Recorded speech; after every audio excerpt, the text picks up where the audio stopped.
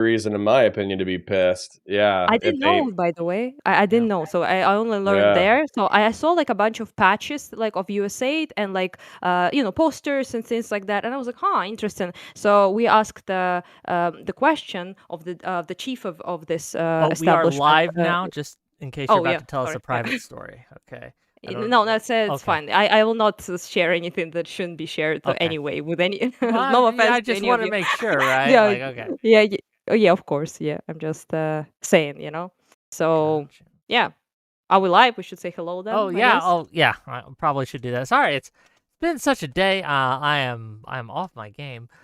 Gang, welcome to yet another episode of Wick TV. It's a cross ideological space where we come together, talk about issues both political and cultural, from the silly to the serious. And today we're going to talk about commies. Okay, the Red Menace seeping into our institutions, taking over our schools, our politics, our streams. So Anna DM'd me during my Thursday panel and said that. What was it you said? Can you repeat the quote? You say it better than I Uh, do. oh man, I don't remember exactly what I said, but I think I said like it's like I was giga bombed, and when I started watching because I know Connor and Steven obviously, so I was like, hey, what they're doing? So I'm opening it up and it's like Commie situation there, and I'm like, oh no, and I start to watch it, and I'm like, four Americans. Again, no offense to Connor and Destiny, but four Americans talking about communism, like every Eastern European worst nightmare, literally. And like I gotta watch that, and then I got incredibly giga bombed, like the opposite of my house. Basically, the drone strike happened, and like a fire everywhere, cars, smoke, all sorts of things. We had to like close windows, and it was interrupted by that. So I didn't finish watching it, and I wrote to Wick that everything is literally on fire, but that's still less of a trash fire being like drone strike Oh, than that's this what I was panel. gonna joke about that. I was gonna be like, what was worse? Listening Panel. to four Western white people talk about socialism or getting actually drone striked by Russians. Which one was The worse? Because panel. honestly, halfway through that conversation, I probably would have preferred a drone strike. You Begging for looked it. You like were it. texting Ivan your location, right? Okay, here I am. Do what you need to do. Just take Yeah. me out of my misery, type of deal. Okay. Sometimes what I joke about that a lot, because sometimes I'll be like, shit's going down, and then I'm like opening Twitter and seeing like what people talking about, and I'm like, drone me now, like right now, drone in the face is preferable by a mile. So yeah, it's just kind of like I wrote something like being drone striked is less of a trash fire than this panel. I think something of that Yeah. variety. No, I get you. Yeah. Well, Go ahead, so County. I have the academics, but I also have Anna was telling us a little bit of a story as we were warming up, and I think that's part of what pisses me off, though. Okay, so we had a conversation of like, are socialists or are communists infiltrating the Democratic Party? And is this a good thing or a bad thing? Should they be part of the coalition? How far is too far? What's the definition of a socialist, etc.? And what I found is that a lot of people, a lot of socialists actually didn't like my definition because they thought it was overly specific, which is Uh-huh. interesting. Tricky bastard. It's yeah, it's exclusively like a Marxist understanding of socialism, and so they were like, "There's 10,000 other movements of socialism that you've never heard of before, and they're all But I get soft that. and cute and nice, and they pet bunnies and they put out fires." But what pisses me off about that is I basically watched a 2-hour documentary from this guy who was explaining all the history of various social movements, and the definition became so broad that it was useless. And so the definition was just that um, through modern industrial society, working people have oppressions. They have to wake up, they have to go to work, they have the commute, et cetera, et cetera. And so socialism is just the working class trying to free society from the oppressions of the working class. But I was thinking to myself, it's like, if I see a homeless guy who's being oppressed by capitalism and I give him $20 so he can buy a meal, am I a socialist now because I redistributed the decommodified meat? Like, obviously not. And so that's where, sorry, I could keep yapping for another 5 minutes, but I won't. That's where They're pissed when you use an overly broad definition. They're pissed when you use an overly specific definition, and I don't know what the fuck to do about that. Do exactly what you do. Just don't let them gaslight you. You are actually the person with the correct definition on that entire panel. So, also the only person, which is hilarious, with some history knowledge, which everyone like dogged on you for that. Not Destiny, obviously, but No, Econoboy. Yeah, he was like, yeah, "Oh, yeah, you didn't know. You didn't know yeah, that there were Western uwu cute please, socialists." just let us get into that. I have so much to say. But yeah, it's just that I found it like very cute that I mean Pisco doesn't know like fuck all about socialism. So I'm betting like he will be basically like indoctrinated in a year. And his audience will be swayed. That's my bet. But Econoboy seems to know, but he is doing the sneaky sneak basically. So the So you sneaky think, sneak. But is he sneaky? Well, that's Because he my seems very question. nice. Yeah, do you think Econoboy They is all doing it seem on very nice. purpose, or you think Econoboy is being like That- a useful idiot? With Pisco useful idiot 100%, like very correctly put by Connor being a cock sleeve for tankies. So I Damn. can't Okay. argue with that. Yeah, that's correct. Yeah, I wouldn't say it that way, you know.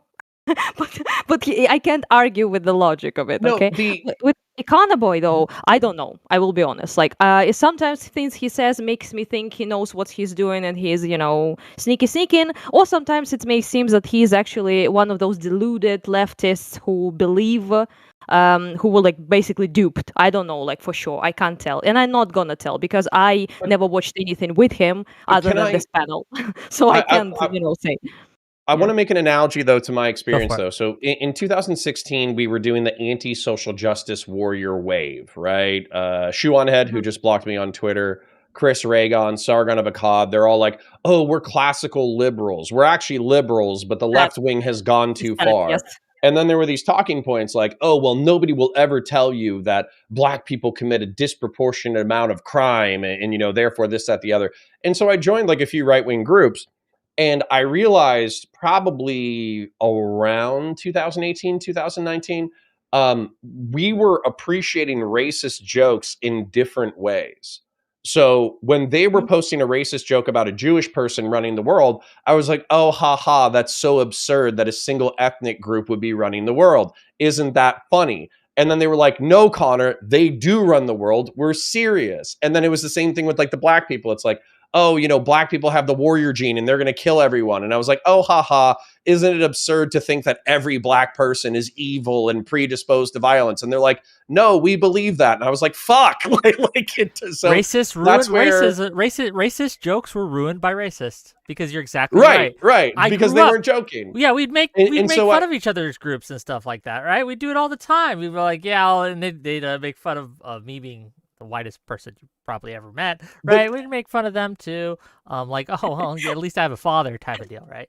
And but that's how I feel about socialism, Mm. where these people are going to be like, oh, well, we're just ooh and cute, and we just want to be nice to poor people, and we want to fix the economy. We just want universal health care, guys. And then as soon as you shift into that direction, they're going to be like, actually, we were hiding our power level. Let's kill all the fucking landlords. Let's seize the means of production. And I'll be like, oh shit. Like, and that's what I'm worried about. It feels suspiciously similar. Well, Anna, is- you said it is- something it is- earlier that It is the same. Like, yeah. I'm sorry, like just one thing. Oh, Like go ahead. Destiny, by the way, finally someone said it. Put it the comparison about the fucking classic liberal meme. You know, all those like giga rightoids who were like, I'm just a classic liberal. So that's like, I'm just a social democrat. You know, there's the exact same thing, and you're not wrong. They're like exactly the same, and it's not a hot take at all anywhere. So here in this part of the world, I mean. So yeah, it's just kind of. I just wanted to address a lot of things if we will be able to about them bringing up examples, ridiculous examples that he brought up. We can talk about that, and yeah. But Whick, you wanted to say something. We're absolutely going to get to that, and I want to, but I want a little clarification on something you said earlier in this conversation about you don't know if what Econoboy is doing is on purpose or not. Can, just for clarity, for me, my clarity and my audience's clarity, right? What is it that you think Econoboy is doing precisely? What is it, whether from malicious intent or simply ignorance? What do you think Econoboy is doing? So since 22, right, I started speaking with Americans. I didn't before. I mean, why would I really? There was like no reason. Now I quite a lot, and I encountered this whole like Chomsky win, I call it, like leftism, and a lot of people who I spoke with who are like openly say they're like socialist or communist, which was not something I really thought was happening in the West anywhere. It's not something you do. It's like saying you're Nazi, which is not a good thing. But people usually it only when there's social consent to that being normal, people are comfortable with saying that usually, right? So for example, that's kind of like why I was so kind of I felt like worried that the people are so comfortable saying that. What do they believe exactly? What do they call then socialism? What do they mean? Do they mean like I don't know, more social welfare, or do they mean actually what communism is, which is I, by the way, use socialism and communism interchangeably because that's how it is. It's how Marx used it, and I use that interchangeably, just so we know. We're clear, yeah. Gotcha. So I was like, yeah. So I was like thinking, like, what do we have? And I found personally like 3 categories of people. One category is like cringe to say because I have blue hair, but blue-haired, like very lefty progressive people who think communism is nice things. So social welfare, no helping the homeless, a good transport or something like that. That's kind of like where they are, right? And they call that socialism.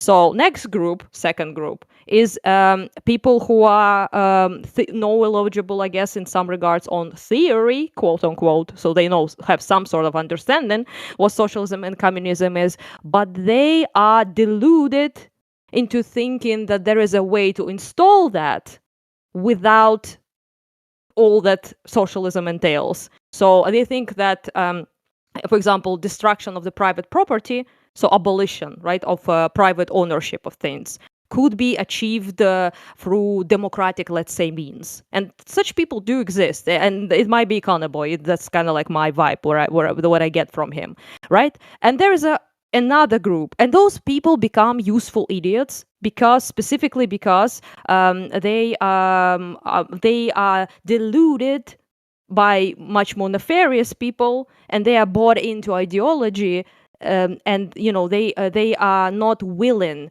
to concede that applying that ideology will lead to a totalitarian vanguard party, mass murder, revolution, gulags, which we're gonna talk about later. But they either don't concede that, or they are themselves deluded that it's possible. Okay. So, and they will bring ridiculous examples like Australian, like kangaroo communists, basically, is what, Commie did. But we're going to go into that. And in that last group, there are actuals full-on commies. They know what they're doing. They want the violent revolution, and they know exactly what they want to, destroy classes, to kill landlords, capitalist blood, and, Hassan vibe big time, basically. You call those people tankies, I guess, or like MLs, but, that's not something we use really. So those people, first group, they use the second group, and the second group makes communism palatable to the first group of like progressive lefty people, and that's kind of like the human centipede, if you will, of this whole situation. No, I totally agree with this, and this is where, to Econoboy and Pisco's credit, I think Econoboy came with the statistics. He was saying that 10% of the Democratic Party identifies as extremely liberal, which is funny that that's how they phrase it, because to me, I hear progressive, because I feel like we're really... I think he said that 10% called himself socialist. I think he used that word specifically. Right, but I think he also said 10% liberal, and those are the people that I think are progressive, but we use words all the time in the Twitch and YouTube political sphere, and so we have to be precise with our words. Whereas I think that if you walked up to somebody on the street and you asked them like, oh, are you a Democrat? And do you identify as a moderate liberal or very liberal? Then they're going to be like, oh, I have gay friends and I'm really nice to black people. I'm very liberal, like that's what they're going to think. So I think that would be the progressive group. And then the socialists, or 10% of the party identifies with socialists. I will say that I probably agree with Econoboy's assertion that effectively they're social democrats. They want universal health, like 80% of them, 90% of them want universal health care. But what I don't want is I don't want the social democrats to mix the word socialism with social democracy, then have the second group that thinks that you can institute socialism without authoritarianism, which I think is delusional. And I don't want the third group, which is authoritarian communists who know what they're doing, to sneak in like a Trojan horse into the rest of the party and radicalize the party. And I am worried about that because I see, what is it, like 2 days ago, I saw Hassan Piker on NPR, Yeah. National Public absolutely. Radio. Like, that's fucking crazy. That's crazy. And remember, these people all have look, it's hard to kind of put your finger on any one individual actor, aside from the people like Hassan and things like that. But in our space, it's hard to really pin these things down because they keep it vague for a reason. One of the things that annoyed me in the conversation, you're the only one, like I said, who brought a very specific definition, right, that we could bite into. Unfortunately, during that conversation, it became clear after the opening statements that, this wasn't really going to be, the topic was tangential to what I think Pisco and Destiny wanted to hash out, right? They wanted their therapy, like they wanted a therapy session, basically, is what they wanted. Let's not talk about that. Yeah, good content, frankly, right? But it was not our business. Not our business, okay? It's just to point that out though. Pisco just thought it was disingenuous. It was a way to attack liberals who hadn't backed up Destiny fully. But even let's just presume. I'm not saying we should presume, Sure. but let's just presume that Stephen had a personal grudge that he was using this argument as a vehicle over. That doesn't mean that this argument isn't extremely important. I think this argument is wildly important for the future of the Democratic Party. It is one of my main worries is that people like Hassan and Hassan adjacent folks, right? People who aren't as personally acidic as Hassan is, but still have a very, I think, harmful worldview, right? And group 2 and group 3, I guess, from Anna's little examples that she gave. I do think that this is actually happening. I don't think it's a conspiracy theory. When a Econo Boy waving it off as like a conspiracy thing was just wrong. I see this happening all the time, even in little spaces like ours, right? Like MySpace, Destiny Space, Pisco Space, other things. People are trying to hijack these more liberal democratic movements, and they are trying to kind of weasel their way in, insert themselves, and then move things over to the more socialist direction. And they do this on purpose. That's their stated aim. That's their stated goal. That's what they explain to people. And you're right. Seeing Hassan on NPR and watching him with all these other various left-leaning outlets just get gassed up and used to represent, these are the future of the Democrats, is insanely worrisome to me. But go ahead. But that's my question though. So if we're talking about group 3 being the people who know what they're doing, they're trying to rehab the word, they're trying to be a Trojan horse, et cetera, I ask myself, if NPR is bringing them on, are they group 1?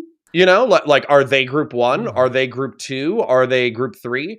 Or are they liberals and they just don't know the difference between any of these groups, and therefore they just assume that they're all the same? And so that's my fear, is that ignorance is the thing that will ultimately screw us over. Because, for instance, with Pisco, it's not. I don't think Pisco's an unintelligent guy. Pisco is not a dumb guy.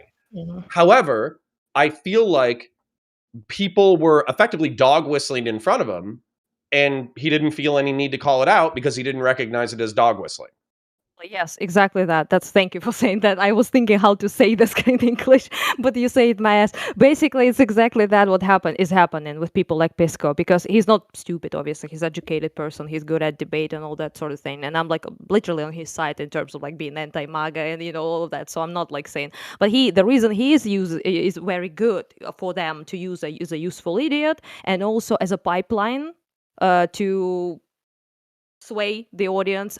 Basically, he's a credible liberal or a credible progressive. Both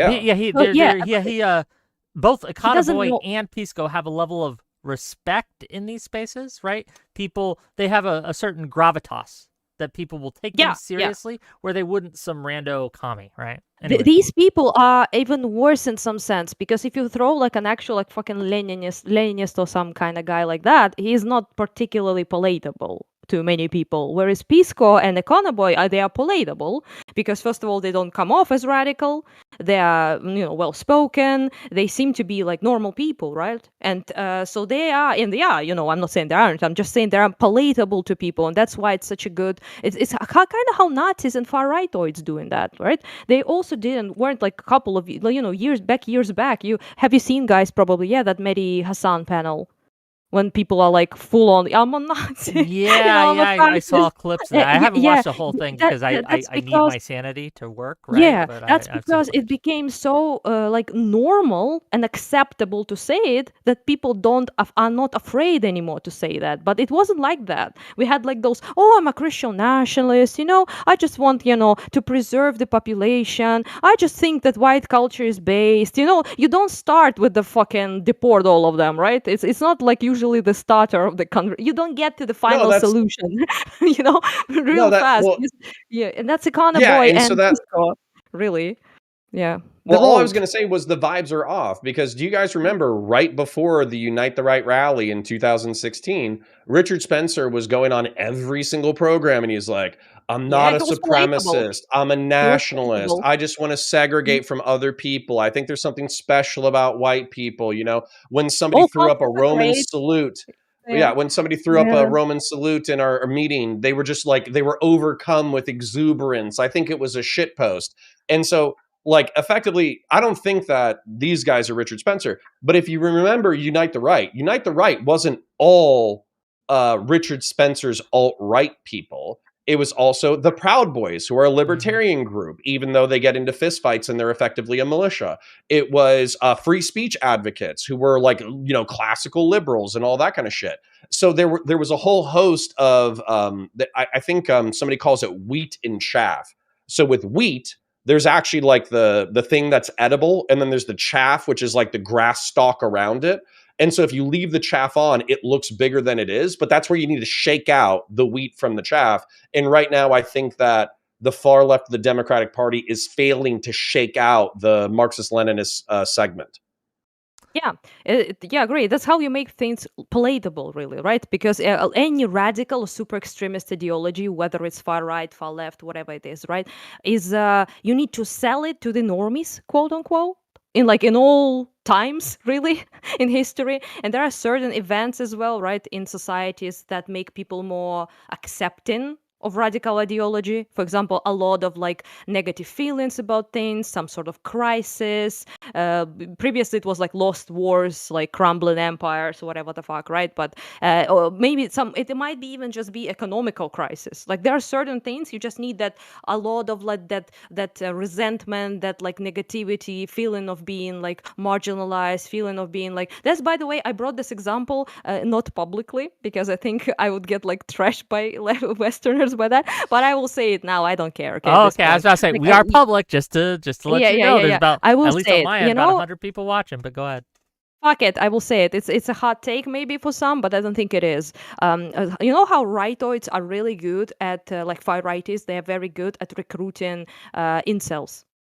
So because they find those like extremely Vulnerable. young men, right, that feel very very shitty about their current position in the society. Also, by the way, leftists fucking made that happen in the United States. But anyway, they feel like they can't get like women. They are not respected. They don't see the society, their role in the society. They've been they have genuine resentment that was built up, right, by the how they feel, whether it's like true or not, but they have been mistreated, right, and they are not respected.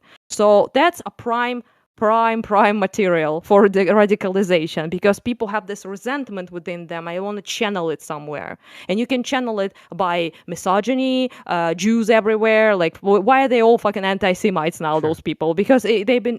But hot take is not this. Hot take is that leftists do the exact same thing with trans people. Why are there so many trans people commies? I was like, what the fuck? Why I see so many trans people with hammers and sickles? What is it's ridiculous. You will be gulagged by a second by that regime. But they go there because they are the same. They're also not that they're the same as incels, obviously, but they also feel marginalized, they feel oppressed, they feel attacked, and for good reason, in my opinion, better reason than incels maybe. Yes, and but they're like they have legitimate grievances with the broader society. They feel like It's the broader yes. No, society is just against. like If oh, right, Middle go Eastern, ahead. North African folk or Black folk, and yeah, they're Yeah. recruited into the far left as Yes. well. Sorry, Wick, I interrupted. Racism. Yeah, no, it's Yeah. fine.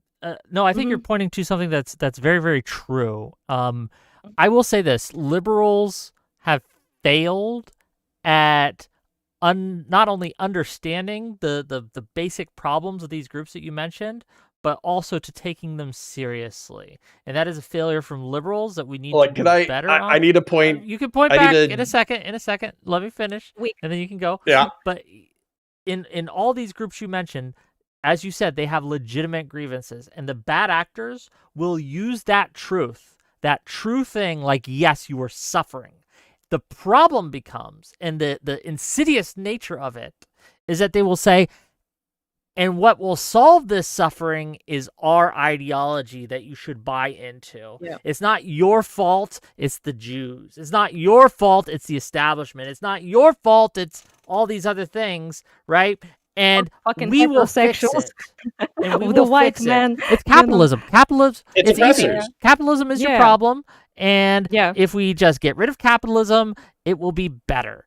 And it just Yeah. it fails to understand Exactly. what's actually going on in play. But counterpoints, you wanted to push back? Go ahead. Yeah, Please.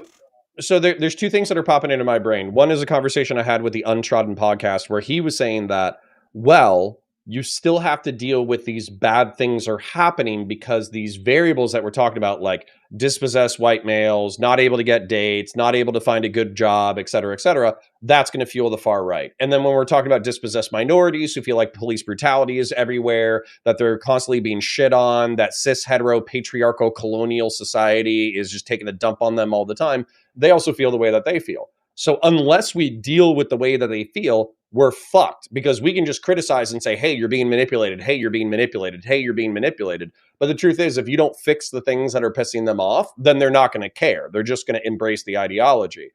So that's where, for We live in me, a grievance culture. But go ahead, please. well, I was going to say with Steven, what was so funny was his solution, because we were talking about economics in the United States, and I was saying it's pretty fucking tough to be a working class person.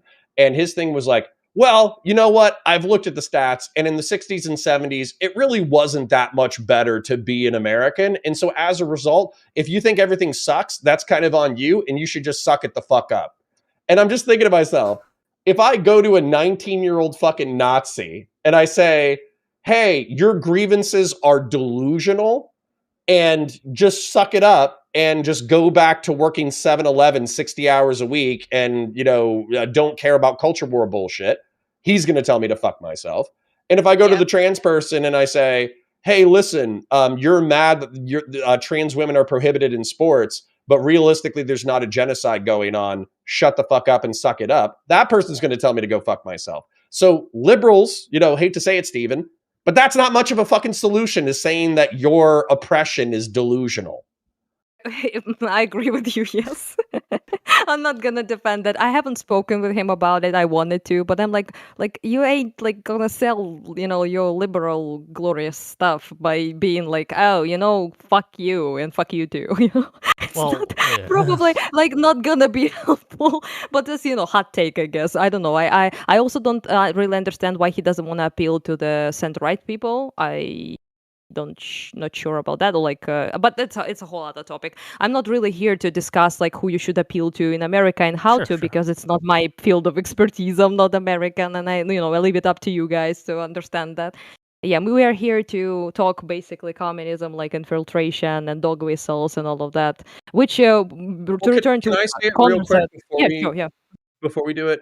So my thing, which is a failing project, by the way, I'm not saying anybody should take my advice on this, but I'm trying to create a culture of like mutual self-improvement where like we can acknowledge like shit sucks, government's fucking you over, you're not making enough money, you're not dating the right people, but you got us, right? And we're going to talk it out. We're going to encourage each other to become better over time. We're going to encourage each other to work out. We're going to, if you say that you're applying for a job, we're going to cheer you on for it. If you say that you're taking a girl out on a date, we're going to cheer you on for it. And when you succeed, like I've had community members who have gotten pregnant or had kids, we're going to cheer you on for that shit. And so we're trying to take the, I almost call them apocalyptic, apocalyptic death cults. I swear to God, Vosh is leading an apocalyptic death cult. I swear to God, Nick Fuentes is leading an apocalyptic death cult. I'm trying to create like a happy cult, a happy cult. No, I think that's well. One of the things that I think that we've been, and I do want to get to the examples, and we're going to get to the examples. But before we get off this, because I think it is important to discuss, because I think it does play into the topic at hand, which is what do communists and socialists and others use as vectors for infiltration, I guess, if we're going to use that term, right? It is this lack of support structures, especially nowadays. We have become more and more and more self-isolated, right? And I blame social media. I do. I think that we have used social media to separate ourselves from humanity, and instead of talking to people face to face, we're now talking through a screen. And I think that we lose something with that. Even this, right?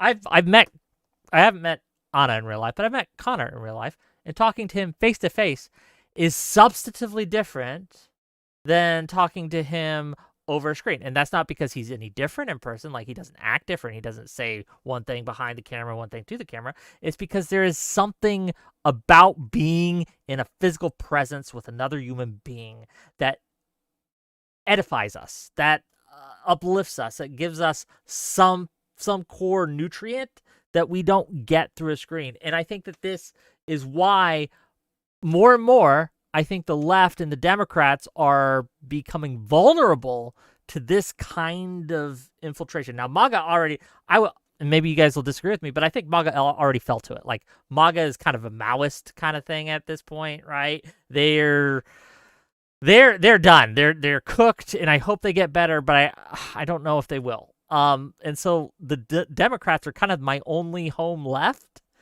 It's the only one that has any kind of sanity for it. And I worry that they're going to fall to the same issues that MAGA fell to. Anyway, go ahead. Yeah, because Anna. With Pisco, for example, he again, I'm not talking about I don't know what's an effective strategy is, so I don't want to talk about that. Okay, it's not my expertise. No, I hate. Yeah, so I'm not going to talk about that. But he did brought up, like, for example, we have to lure those people as well to vote for. But he's like, you're like basically picking a strategy of fighting fire with fire. Which we have commies, we have fascists, quote unquote, right? But the problem is that the middle is gonna get fucked. So it's the liberals who's gonna get fucked, because actual fascists and communists have more in common than they have with each other.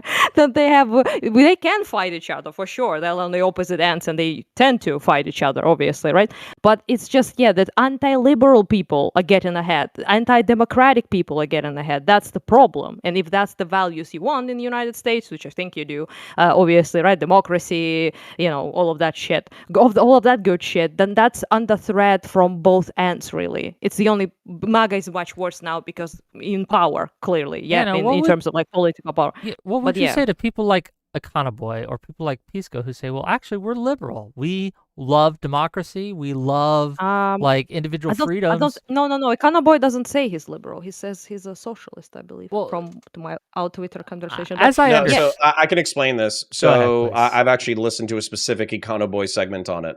So he said that he's a polyethical or he's an ethical pluralist, and democracy is his primary value. And so I know it sounds complicated, but basically what he said is, if he has to sacrifice a bit of socialism in order to maintain democracy, then he would sacrifice it. So, for instance, if let's say that we instituted the Nordic model or the Scandinavian economic models in the United States, and then we try to social democracy. But let's say that we try to institute that in the United States, but then an authoritarian stepped into power using the economics as leverage. Well, then he would say, okay, well, I value democracy more than socialism. Therefore, I think we should get this guy out of office, and maybe we should liberalize the economy a little bit. Now, That's the way that I'm applying it. But again, if you, it's kind of like when you build something for somebody else, you can't just build an institution that is going to be used by perfectly well-behaved people at all times. You have to build institutions that you are expecting other people to abuse. And that's why the United States is built the way it's built. Yeah, it's to answer Wick's question, which I agree with what you said, Connor. But to answer like Wick question is that what are they like? What do you say to them when they first of all when they say like we are for democracy? I believe them. I'm not going to dispute that they are they are for democracy. I like Econoboy. I do, and Pisco's fine as well, right? Like they're fine.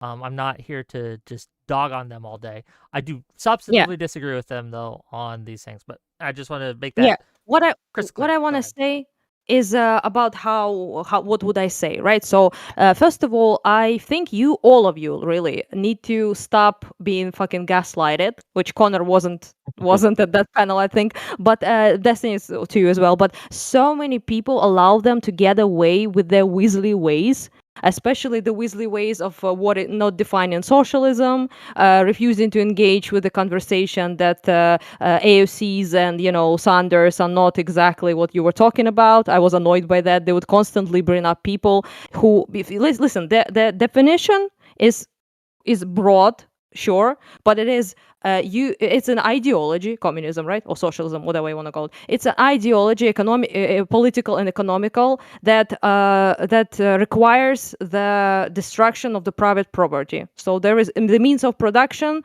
are owned by the public or the state, basically. So individuals and companies do not own means of production. That's it. The rest you can categorize. You can say it usually is planned economy, for example. It might be like a classless society. There's some communists said that the ultimate like aim of the utopia is to have no money, which not all of them said, but some of them did. But yeah, ultimately it's a classless society where there is no private property. Econoboy said, by the way, I believe, if I'm not wrong, that he wants to like remove private property, basically.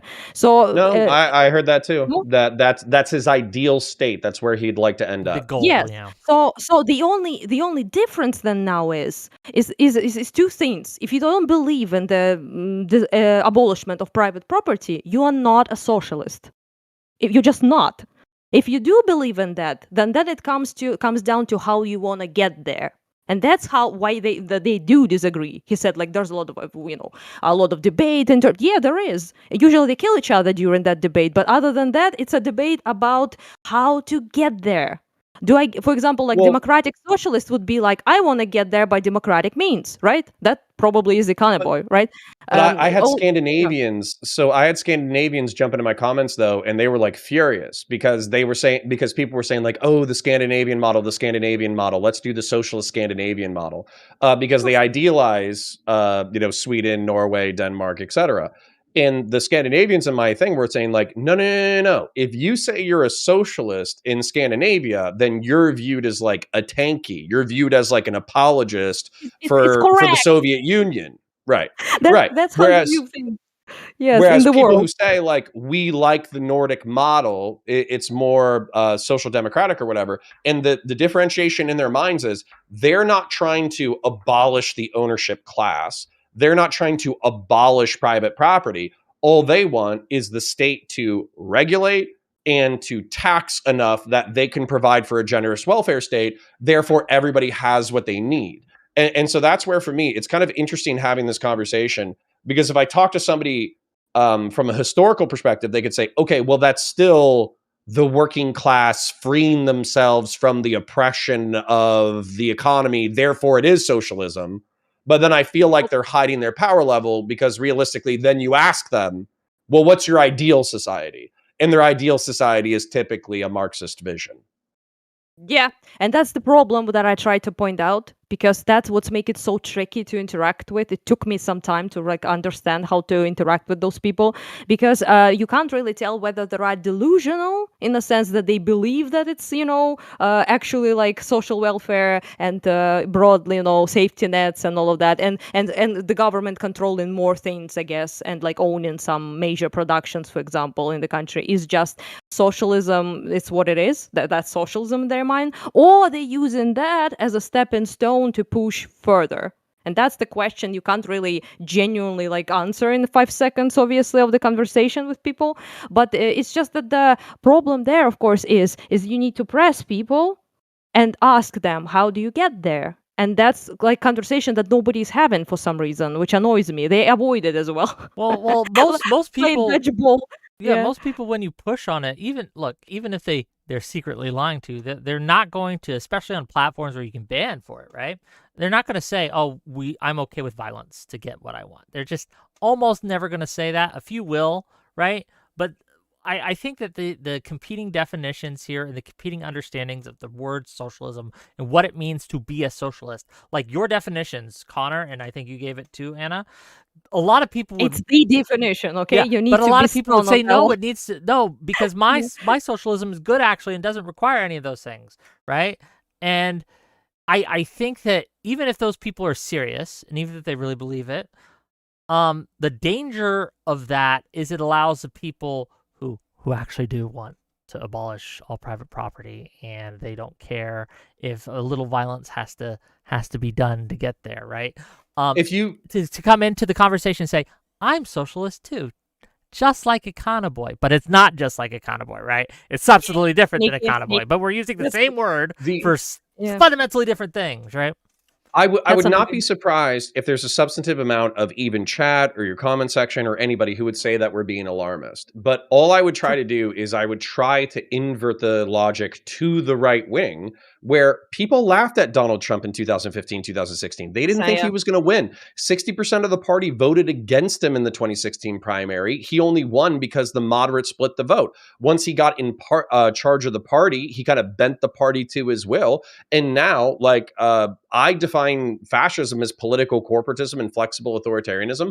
I don't think Trump is smart enough to believe in fascism as an ideology, but there are fascists who work for Trump. They want flexible authoritarianism. They do not care about the Constitution of the United States. They don't care about democracy. They don't care about republicanism. All they care about is winning. And that is like the core of flexible authoritarianism, is you do what is ever necessary in order to win.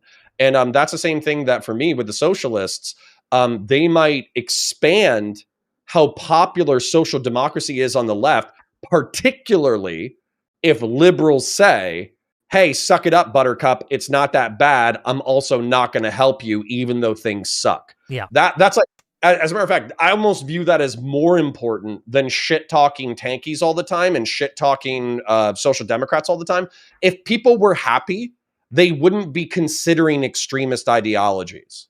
Well, and they're being look. One of the goals of extremists is to paint things as far bleaker than they are, so you get angry, so you get mad, so you get upset. They are purposely keeping you from succeeding, because you succeeding, if you're happy, you're not a communist. Okay, I really believe that. If you are a happy person in your heart, if you're a happy guy, you're not going to be a communist. You're not going to be a Nazi. You're just not, right? Like, happiness is like anathema to these extremists and ideologies. Yeah, right? yeah. Like That's why you have a lot of people like who are communists, but also suicidal, right, and things like that. It's because they're all. It's a death cult. We like have you said. hundreds of thousands, if not millions, of people right now, though, who are pissed, and that's like the problem is. We keep pointing to young men, but I think that's because we all know that young men with no sense of purpose can be incredibly dangerous. That's like, that's a fucking problem, right? I'm using Steven as an example, and I'm not trying to be rude to him personally, but if some dude is sitting on a few $1 million and he has all the women in the world and he's happy and he's doing his thing, and he's like, well, look at me. I succeeded and I'm just an average Joe. Fuck everybody else. They can figure it out. I think that's counterintuitive to like what we need to do as a society, because I think that for every one successful guy who's winning it all, I think there's probably nine pissed off young men. Yeah, like resentment needs to be obviously addressed in a way that it is resolved. Also, they need to channel things differently because if you said like unban, yes, but also you have a lot of like absolutely weird ass shit with like LGBT going on in the West as well. For them being like sympathetic to fundamental Islamists, for them being like sympathetic towards like regimes that targeted them just as much as Nazis did, which is a Hammer Sickle gang. And you have that as well because there's a lot of resentment there as well. And they also, like you brought up, like apocalyptic, like death cult kind of thing. You really want to make it like it's the end times. Like MAGA uses that language a lot. For example, with we are being invaded by aliens, like countries being destroyed, all that. Europeans are using us and abusing us, and we are the victim, really. Like that's victim being the victim is very Do you know what's important. so funny about Yeah. that? Like Yeah. so I have family in Texas, and by the way, like Spanish people moving to your country and only speaking Spanish is kind of fucking annoying, right? It But it's is, I not agree. it's not an existential threat. Like going to a grocery store True. and then having Hispanics speaking Spanish. Like I didn't die just because I heard people speaking Spanish at the local grocery It's a store. loss And of so our that's culture. why I get a little okay? pissed. Right? It's a loss of Yeah, our I get a little culture pissed. Yeah, I It's a get a get- little on Iraqis and Ukrainians' behalf because I went to Iraq while there was a war and people were killing each other and throwing each other in ditches and there were suicide bombings and there were mass murders and this, that, the other. And then also in Ukraine, Anna is taking time out of her stream in order to dodge fucking drone strikes that are blowing up her fucking city. And I'm just thinking to myself, it's like this. Like hearing a Spanish person speak Spanish is not Yeah. comparable to having the apartment building right next to you explode. That's not the same thing. I really thank you for saying that because it pisses me off every time when I see that language because I'm like I returned back in a day from a Zoom where I saw people being with tight hands being in genitals cut off in a mass grave, Ukrainian Right. people, right? And I'm like, this is invasion. Just saying, Right. this is occupation, and what you have is not an invasion. But that's what you need, though. You need to like make Yeah. it dramatic, apocalyptic, end times. Leftoids do that too. Not to leave them out of the picture because we're talking about them right now. And for example, like people be like trans genocide. People be like, the only way is a revolution. Hassan's with like let's spill landlords' blood on like capitalists or whatever the fuck. That language, it's just they want to paint the picture as if there is no other way to But we need fix we need issues a you have. funnel too. We need a funnel too. So Hassan talked about like a radicalization funnel where he kind of plays social democrat. He's popular, which blows my mind. But he is popular. And so he plays a social democrat when he needs to, and he plays a tanky when he needs to appeal to the audience that he's talking to, and he knows which audience he's talking about. But when, at least for that deprogram podcast that I listened to, he was saying that he's a knowing part of the funnel where he's trying to radicalize people up here and then push them down more towards the Marxist-Leninist revolutionary pipeline, because that's like his ultimate goal is to have people become class conscious, knowledgeable Marxists, right?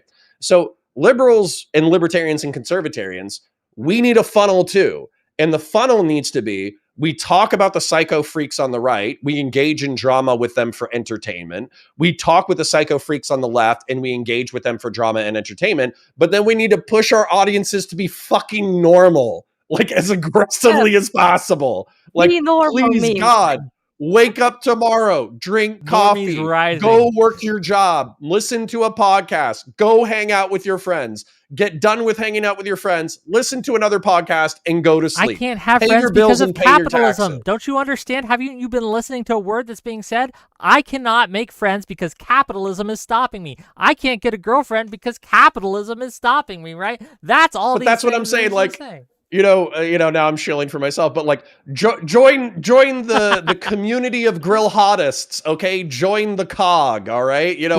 I'm trying to radicalize you to, it's okay if you have a cheap, shitty $50 grill on the backside of your $600 a month state subsidized apartment and you're working your 7-Eleven job. I don't hate you. Things will improve. Things will get better. We'll work together to make it better. And here's the thing. There are known ways to fix things in your personal life that, again, you just have to, it's about consistent effort and doing it in the right way. But we could talk about that. That's almost tangential to the conversation. Speaking of shilling, though, let me make a little money, read these super chats. There's not a lot right now. There should be more. And then we'll get back to, because I think that we mentioned examples that I want to talk about that. Boy got wrong. And I want to. And then quick suggestion from my super chat is my chat wants Anna to make her PayPal simpler so they can pay you. I'm very sorry. I cannot. Ukrainians are not allowed to have a link. I know it sounds stupid, but that's how it is. We're just not allowed to have a link. So we only have pay link is not possible. So we only use Gmail, a whole like address, basically email address. So I apologize. And my name is fucking Lon. I know. So, so I wish, okay? I wish I could. I'm looking into more methods actually to maybe get money, but most companies don't want to work with Ukraine. So it's kind of complicated, you know? Okay. That's what I'm saying. $5 from AK Batozai to say, Whick, what is your second choice if liberals don't want to support socialists? Moderates, and stop. I think electorally, just from a pragmatic point of view, I think appealing to socialists turns off more people than you get, right? Like for every one socialist you'll bring on board who might vote for you, you'll get about 5 or 6 normies who are like, I don't know, this doesn't sound right at all. But yeah, so that's the answer there. Mr. Wise for $5 to say that hot take analogy Anna gave in the beginning was actually pretty good and true. Thank you. $5 more from Mr. Wise to say not so erudite basically made the point that Destiny is MAGA burnt out and he thinks they're evil people, so he doesn't want to be good faith anymore. I have substantive disagreements with Destiny on this. We've had shows about it. I'm sure we will have more conversations in the future. Can I interject though? Please, I don't care if there's a plurality of tactics. So for instance, if Steven wants to be the total psycho, burnt bridge, debate bro, you know, I'm going to call you all the terrible names under the book. I'm going to make all these gross jokes. But if that gets him attention, and then if there's like more sane people to the side of Destiny who you can be funneled to, I'm okay with that. But I think the way that Hassan Piker consciously is a part of the funnel, I don't think Steven's a part of the funnel. I think you're either a radical liberal who wants to tell MAGA to go fuck themselves, or there's nothing else there. And that's part of the problem. Almost a separate topic we'll get into another day. $5 from Lost Coyote to say, what would all you guys' rapper names be? I am Top G Wicca. Okay, that's me. I don't know about the rest. Yeah. I don't know. I don't know. I apologize. Okay. Yeah, I don't want to like be. How do you guys? That's a fuck ton of lepers with little something. They know like little something. Like yeah. Little something. What's a military unit that you like? Phoenix. Okay, actually. Lil Phoenix. That's your rapper name. Lil Phoenix. That's cute. Thank you, Connor. We go. Yeah, there you go. Okay. I don't know what my hip hop name would be. Honestly, I wanna. Oh, somebody says Boss Cog. Boss Cog or Bog Cog. That, you know what? That sounds like either a rapper name or one of them, hillbillies out in the boondocks, right? Who's running? Yeah, like Jelly Roll. Like a fat white guy covered in tattoos. Absolutely. You know what? Actually, I thought of another one. Many people at the front, guys at the front, call me a nymph, which is they call me Mafka, but that's like a nymph, really. Because a little nymph. Little Mafka sounds badass too, right? Little Mafka. That sounds like, because I don't know what it is just from hearing it. You've told me obviously just now, but if little Mafka's coming to town and she's got beef with you, I'd be scared. I'd be like, oh shit, what's gonna? All right, one of my dickhead chatters, he said, Chubby Points, the protege of Notorious B.I.G. Nice. Connor is not even chubby. Okay, it doesn't work. I know they're fucking with me. They know I'm a sensitive soul. $2 from Mr. Wise to say, if you're happy, you're not a communist. True. $5 from Vigilante to say, depends on what you mean by happy, Whick. I'm a very happy person in general, but working for people who want to pay you as little as possible is dumb. Vigilante, I don't know about that. I think, you know what? Better than not having anything and being gulagged, just saying. Fair. True. It has its downsides for sure. Like as someone who worked for a very little pay in Ukraine, which is, by the way, the pay is like $400, so you know it's quite little. But but still better than the gulag. I'm just saying, you know. $5 from Audacity to say figured Anna would be pro-communism, seeing as how effective it is at turning Russians into fertilizer. It turned us Right. into a bigger fertilizer. I'm sad Yeah, to I say, mean, my like, guy. Yeah, so- yeah. I understand what you mean, but unfortunately, they nuked the fucking ton of people in Cambodia, in China, in Ukraine, in Belarus, in all sorts of Yeah, places. it's also like a KD ratio. So if they were like kill death ratio from Call of Duty. So if Russians were killing Russian communists, then we'd be okay with it. But they just fight Nazis and then they die shitloads, like it's not the same thing. It's not the same thing as fighting Well, communists on purpose. Also, I was never accused as being against Russians dying, so it might be first time when it will happen. But I actually don't think that was a good thing that communists killed literally all the decent people in that country. Okay, Yeah. so so I'm not like I never advocated for that one. Despite them being Russian, they literally killed like all the doctors, priests, intelligentsia, wealthy peasants. We can get into Hold that, but on. it's a I have whole a brilliant Go ahead. chat. That's what she said, but she is spelled like Xi Jinping. Oh, that's Says, what she said? Okay. Yeah. They said a new motto for a great society: generosity, understanding, love, appreciation, and greatness, also known as gulag. And I think that should be like Econo Boys, like he should be like the gulag system: generosity, understanding, love.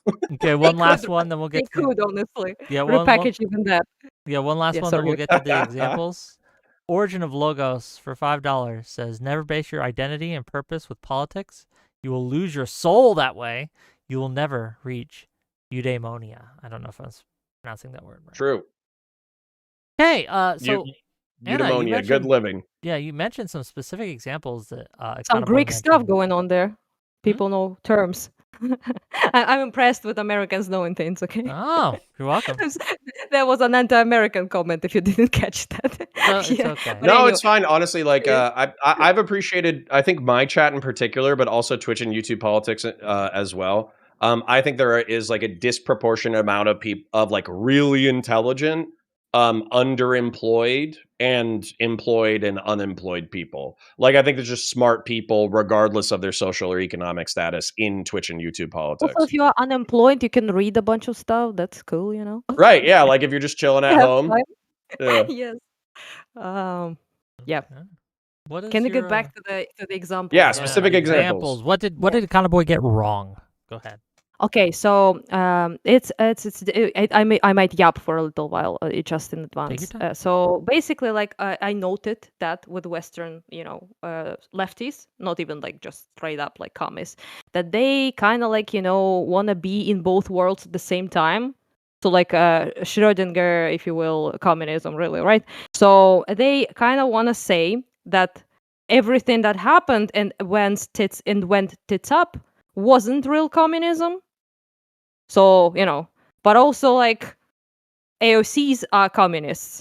So you have like the, socialists, I guess they would say, the one used for the war. So you have like this, everything that was wrong with like totalitarian Vanguard Party, mass executions, Red Terror, Great Terror, all the terrors, that happened. That's, just the socialists done wrong. I, on the other hand, I will do it right.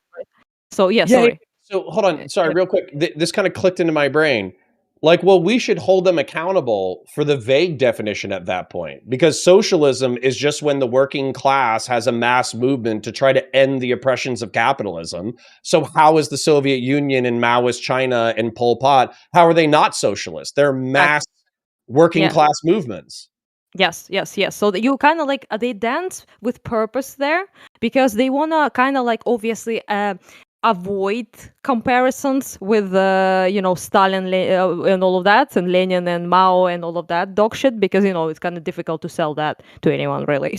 So you want to like avoid that and say we're not that, But ultimately, we are like this. We're like friendly, nice socialists that want, bigger welfare, that want like to you to not be oppressed by the evil landlords, and taxation is slavery, and like working is slavery and all of that. And it's like to appeal to things that people don't like working for very poor wages for a asshole boss somewhere, right? Like most people have that experience. If you like ever worked in your life, you have this like that fucker. I would like guillotine his ass if I could. Everyone had that little commie voice inside them when they work regular jobs, and Sure. I sure as fuck, Oh yeah.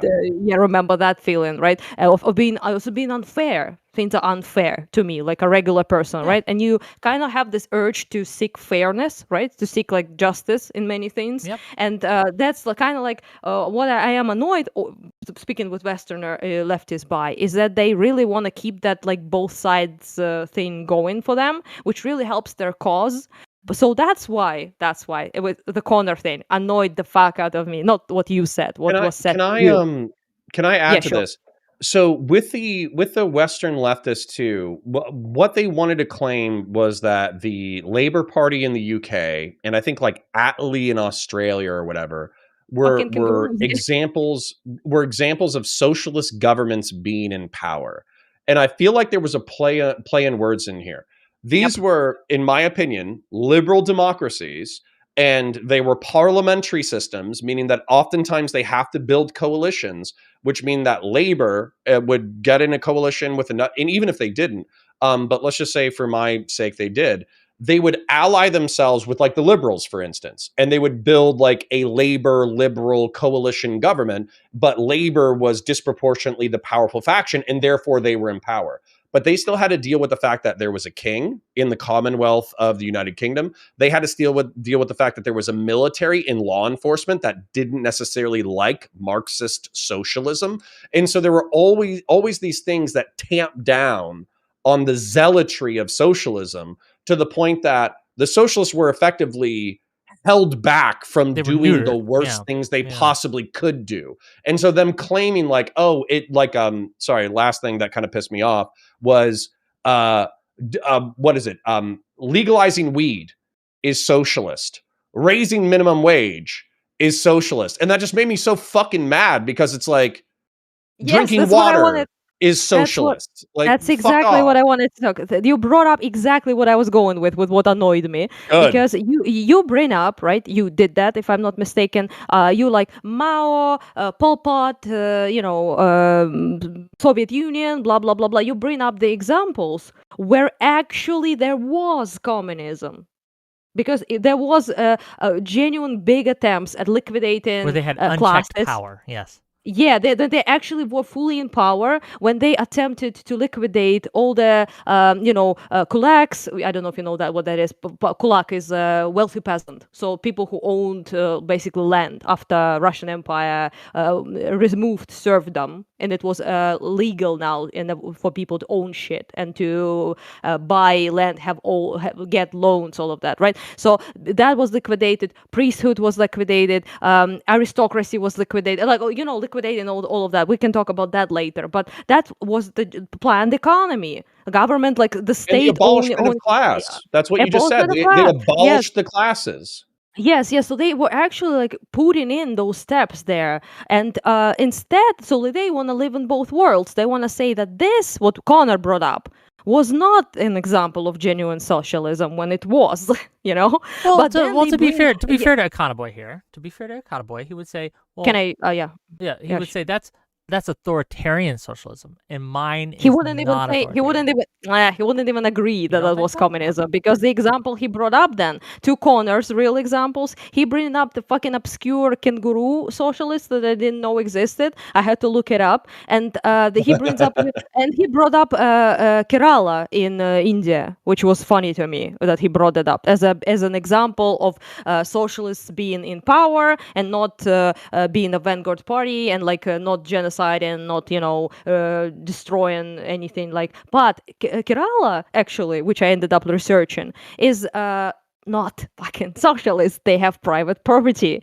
There's ownership of build apartments, ownership of businesses, of larger factories, big companies, everything. It's not. It doesn't have that. It doesn't have even planned economy there. It's a mixed economy there. So it's just absolutely. And the fact that the hilarious bit, they have two main parties, which is one is left democratic something, and it's in power now, and they have like United People Democracy something. It's the center right, so they have two, center right and far left guys, and they all exchanged each other. So they all had like this guy win in the next election, this guy win in the next election, and they all have seats, like about an equal amount of seats, which is quite funny. And only recently in 2021 year, the leftists have the majority of seats, and there's already, by the way, warring signs there of that because that happened. But that's why he does that. The last thing I will say, I want to sympathize though.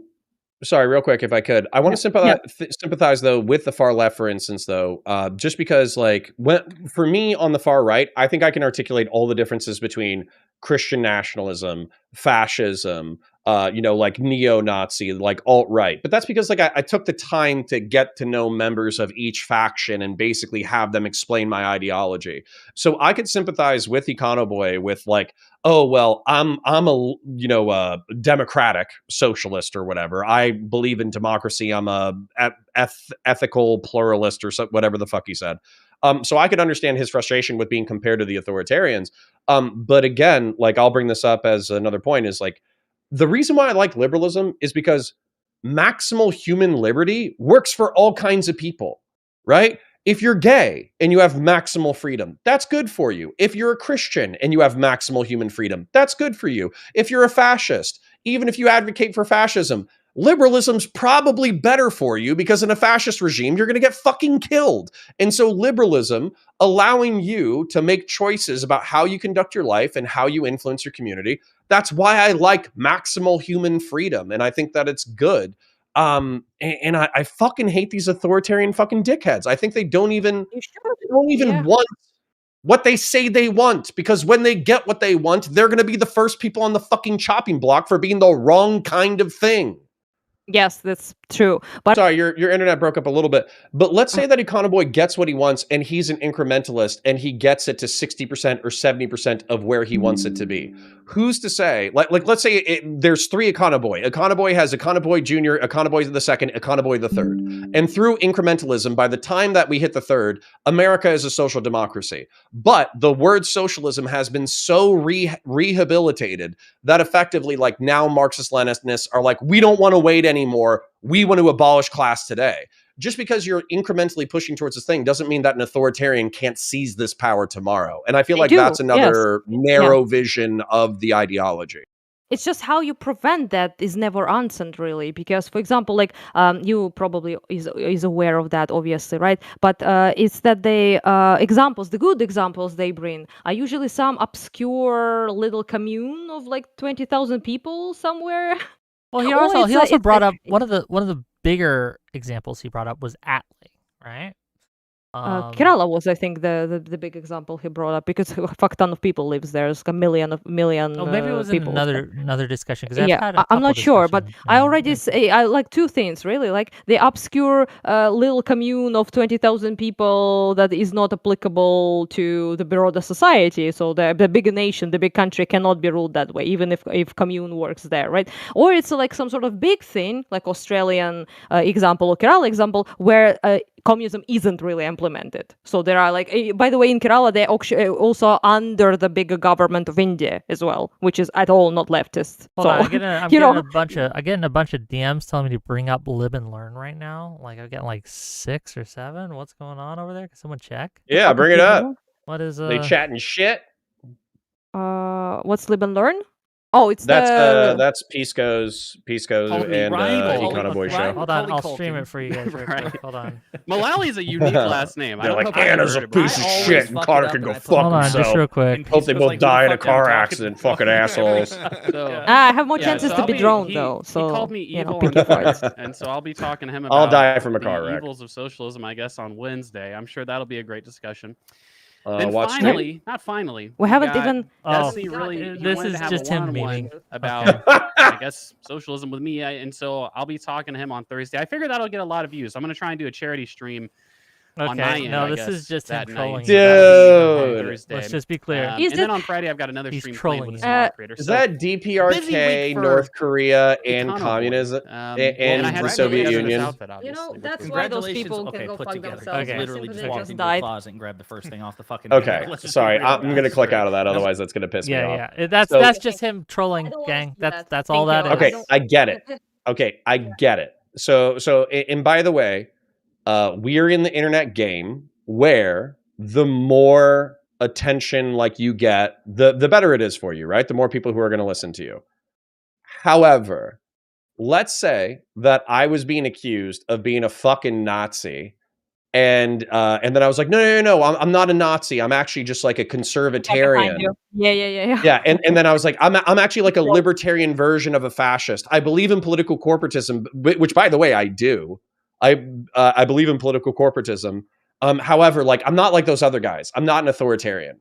And then like the next week, as a joke, I have the KKK flag, the fucking Nazi flag. It would be funny. and like the flag of Franco's Spain, like right here. Like, dude, I would expect people to be like, oh, you're hiding your power level, or you're a piece of shit. Like that's what people would say if I was joking about being a Do you fascist. think that this? Hold on, I'm going to defend Econoboy just for a minute here. Do you think that that's Oh. as bad as that? Like, Yes.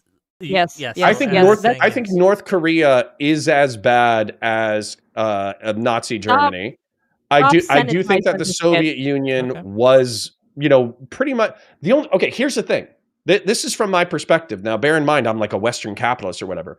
But from my perspective, the only thing that Stalin did that wasn't technically worse than Hitler is allegedly he didn't kill people exclusively because of their ethnicity. However, we're here with Anna right now, and I'm pretty sure that the Holodomor was at least partially motivated by ethnic bigotry. Mm-hmm. And so like, dude, if I see somebody flying a flag that like, and they're saying like, lol, 100 years ago, my people killed your people to the tunes of millions of people, I'd be fucking pissed. I'd be pissed. Yeah. You know what? It's something I really wanted to talk about. I will take the L on that one. Fair enough. No, that's Yeah, No, you don't have to. Different people view it differently, but I'm saying like I sympathize with Anna, like because like for me it's a joke. I'm a Westerner. We killed communists for fucking fun in Korea, in Vietnam, in the Cold War. For Anna, her fucking parents and grandparents grew up under a fucking Soviet regime, and they were fucking assholes. Yeah, it's just I hate this shit with passion because this is the sanitization. So what he did there is, even if it's a meme, that's allowed. So that's Right. like it's not a problem to walk around with this flag in America, which is incredibly weird if you think about it, because consider how anti-communist America used to be during like Cold War and all of that, right? But currently it's completely fine if he's walking around with a swastika. That will cause some people on the street being likely not happy to see that. I'm not saying They'll like probably hate you. Yeah. Yes, and that's the problem. That's the problem. I do think you, Connor, and Destiny are right that we do need to.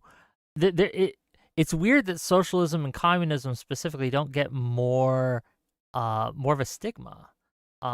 They are sanitized. They're whitewashed in America. I'm not. Look, I also want to make it clear. I want to make it clear. I'm not calling it that he should be banned or anything, or he shouldn't be able to or allowed to do this. Like I would disagree with you, Anna, probably that I think they should be allowed to. Just like I think you should be allowed if. I never said they should be banned. It's United States. Nothing is banned. Yeah, I should be allowed to like. Meme as a Nazi if you wanted, right? If you wanted to do the whole dress up as Hitler. I have a different perspective. In Ukraine it's prohibited, and I'm for that. But in the United States, I acknowledge that you have a different, vision of like free speech or what is allowed and everything. And I'm not going to impose my, idea about that on you. That's for you to decide. So yeah. Hold on. I want to point this out though. So we have comedy related to North Korea, right? We have Team America World Police. We have the interview, where we like satirize the authoritarianism of North Korea. But realistically, like, at least from my perspective, it's one of the darkest chapters in American history that's still going on. Where in the 1950s, basically North invades the South. They almost get pushed back to the Pusan perimeter. This is like a totally forgotten chapter of history, but you should Google it. Then America bombs the shit out of the North Koreans and does a sea invasion via a port called Incheon. We push them back up to China. And then the Chinese invade with 2 million soldiers and push Americans back to the 38th parallel. That's the history of the Korean War. And actually, the United States kills 25% of the North Korean population through aerial bombardment. I actually think that we're pretty fucked up for killing 25% of the North Korean population.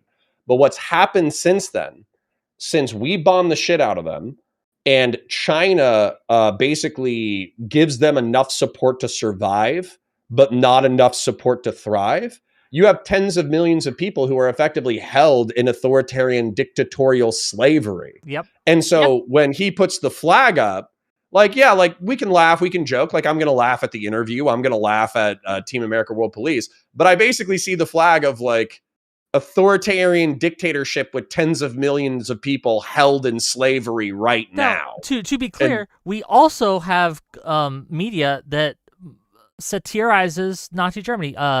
Springtime for Hitler in Germany. The producers, right? I love you have the producers. all these other things where they satirize it, and not to delve on. Why does he have with that flag? Like, did he got it specifically to put it there, or was it there? It looks like he ironed it too. Can I point out that detail? It looks like he ironed the flags, which is scary to me. I thought that was green. If he ordered them off of Amazon and they were still in their 8, fold whatever thing, I would be like, oh, okay, it's a fucking joke. I don't. He spent an extra 20 minutes per flag ironing them. I don't know. Worrisome. I'll have to go look again. But were those real flags or were those just photoshopped in? No, they were not. Look like I don't know. Listen. The fact that's fine, and the fact that I'm just not to be dramatic, but right now people in my country, before they get shot in the head, are forced to sing Soviet anthem. I just want to point that out. So I know seeing that is not fun. It's a flag of a regime, of the ideology that killed millions of people here right now where I am, right, and it continues today to be prevalent in the minds of Russia and people like that. Because so for me, it fuels Russian nationalism, right? So even if the Soviet Union is collapsed and the current Russian state, as far as I know, is not pursuing socialism as we understand it, it's not.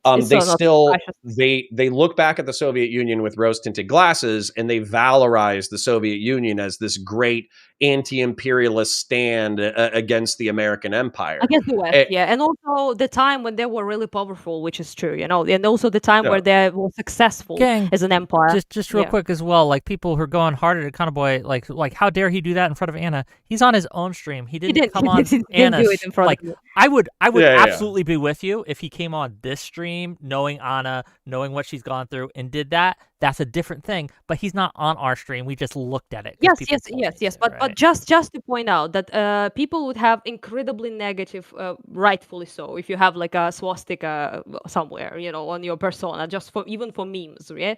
But they are not when you have hammer and sickles. I saw the fucking protests in the United States against Trump, which I was at first happy about, and then I saw fucking hammers and sickles there, and I was no longer happy about it. Okay, so it's just the moral.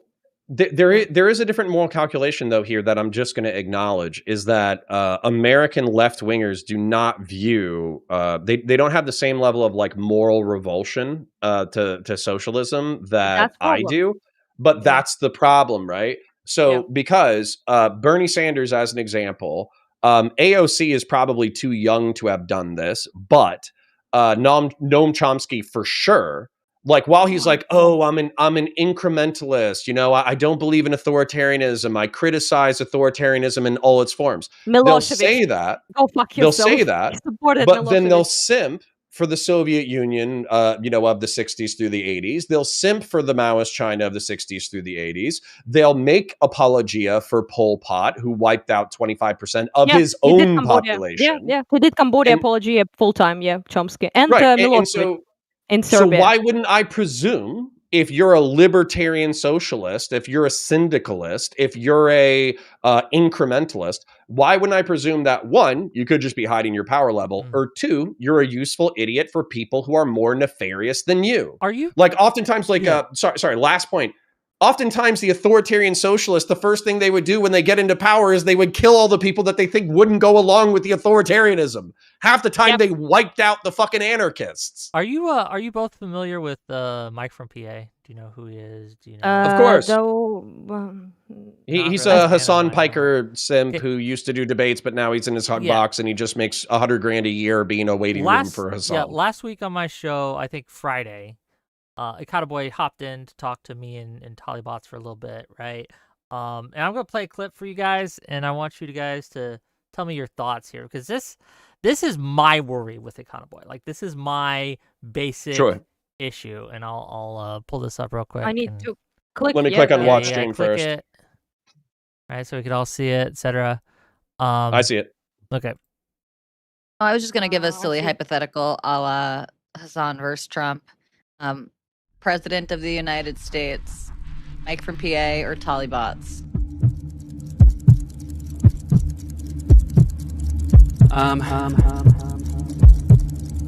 I mean,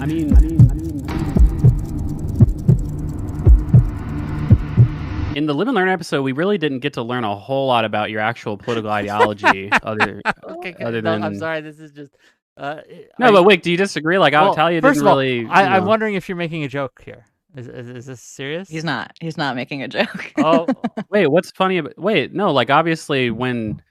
She said she voted for Trump, and she said like she used to have these. She said like more what she wasn't than what she was. I feel like, but I'd have the to. fact I'd have that to. you I'd have to having know to more. think about this is part of the problem. But the fact that True. you have to think about whether or not Tali is worse than Well, I understand. Mike from I understand, PA. Mike. Like, Jew is not a fucking ethnic. No, but I'm not- I'm just saying- Pisco chose me over Hassan, and I think Hassan's worse than Mike from PA. And it was a pretty easy decision for Pisco. He made the same little quip about, but you voted for Trump, so I have to think about your judgment. But it was very easy for Not him your to say judgment, that Tali. But that's basically it. And again, yes, exactly what I mean. You see, how do you remove Yeah. that in?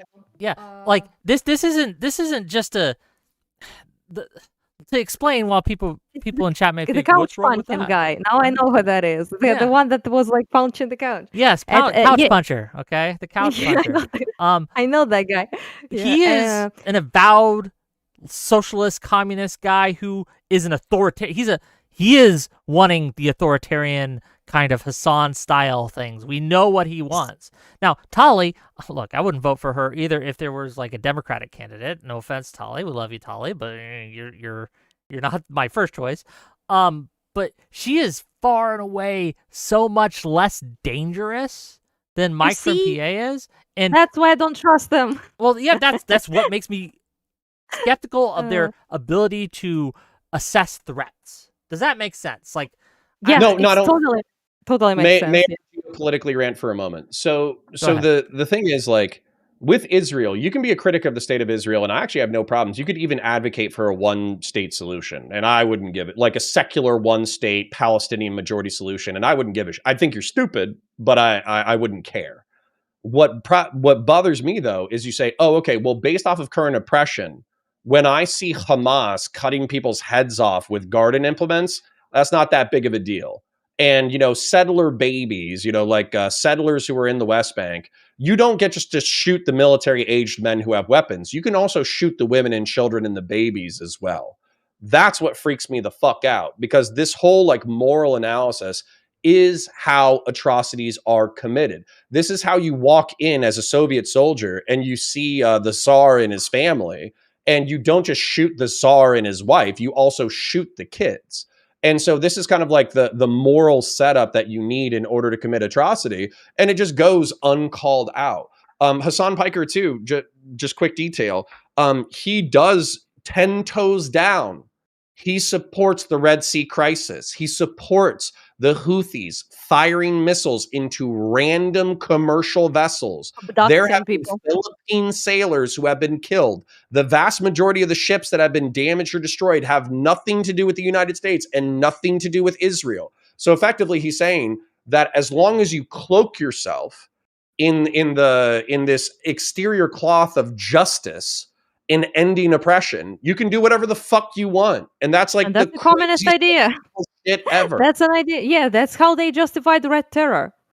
They had the in my city, by the way, We're they were freeing like, the proletarian masses. yes, they thought they were doing the great thing. In my city, they had like skinned people alive. They shot them. They put them on meat hooks during Red Terror period. 3,000 people just in this city where I live, in particular.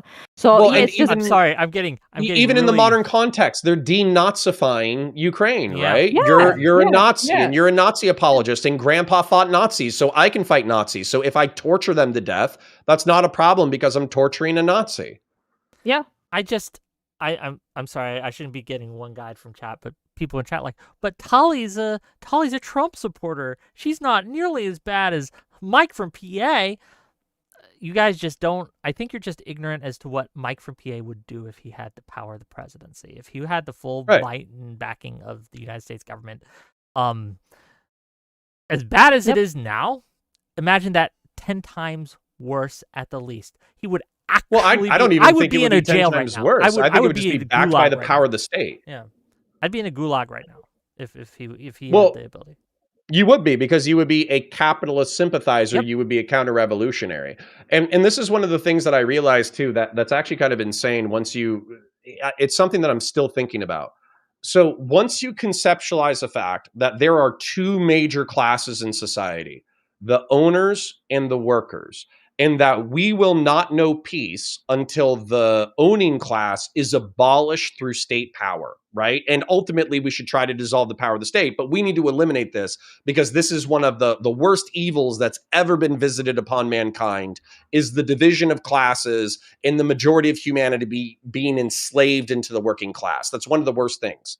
Once you accept that into your brain, then it just kind of becomes like everything is class conflict. And so as a result, you being a liberal and a capitalist, it's not a difference of opinion. You are a slave who endorses slave masters. You are a part of the evil. You are a part of the propaganda machine You're a class that is traitor. holding humanity back. And so Yeah. as a result, if you don't apologize for holding humanity back, you either need to be imprisoned or killed. Traitor. That's what it was called, and that's Yeah, what class it's- traitor. You're a traitor Yeah. So to I just other working people. yeah. So just a little, I guess, dive into the history, which nobody does because nobody knows it, I guess. But one of the most insidious things about communism as an ideology was the fact that the enemy label was intentionally so broad that you could literally make anyone into a class traitor. It was actually the enemy of the proletariat and also just the class traitor. So, for example, with the Nazism, it's a little bit more difficult because you can't really make everyone into Jew. It's because the hatred is ethnically based, right? So you're gay, for example, right? You're degenerate, right? That would be the your ticket to be in a camp, right? So you can't. They did actually, by the way, Nazis label people who weren't Jews to get rid of them, who were opposing, and that's true. But it's not. I think you all understand that you can't tell that millions of people are Jews and gays. It's not really practical in that sense. Whereas in the communists, the label was the class traitor, right? The enemy of the proletariat, and you can be a priest. You can be a doctor. For example, you said Connor brought that up. That everything needs to be class struggle. That's even applied to science, okay? They prohibited geology. They prohibited sociology. They prohibited anything that was there was a hilarious thing about genetics being prohibited because genes was said to be a bourgeois concept.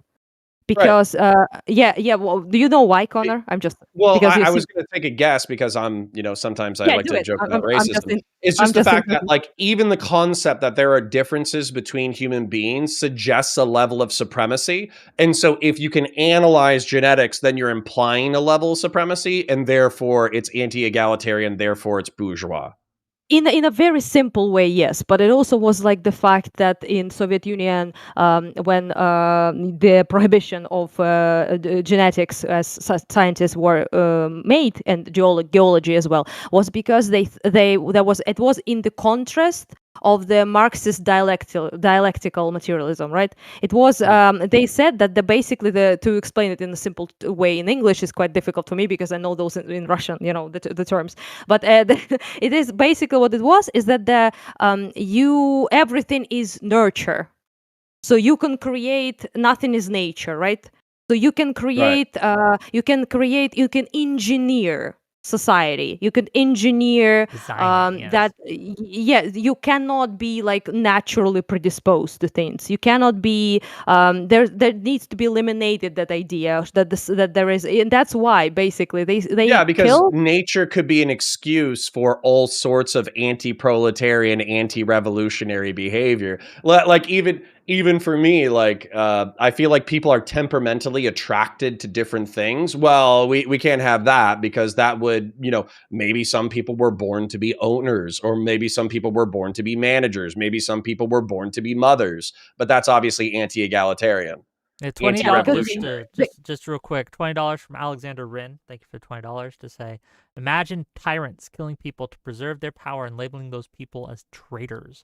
And then $5 from Audacity to say Lamau Lysenkoism. Anyone else hungry? Yes. Thank you for the Yeah, $5. Lysenko is what I mean. Yeah, you're right. That was what I was talking Dude, about. I literally had 2 or 3 people in my chat say the same thing. Yeah, And the educated people over there. Yeah. I want to bring this up though, because everybody thinks that this is like an early 20th century thing where, like, after, around World War II, after World War II, immediately, there was this authoritarian socialist thing. And then the Soviet Union got better over time. And then it collapsed in the 80s. And then we normalized relations with Maoist China. And then now, everything's fine, right? But it's not. It's not okay. There was the Cultural Revolution in the 1970s, which the United States largely ignored because we wanted to normalize relations with China economically. Yep. But effectively what happened was Mao Zedong knew that he was dying. And he knew that there were people who were upset with the command economy and that they might want to revert back to a free market economy. So he propagandized the younger generation, and it was called the Cultural Revolution. You can take a look at it.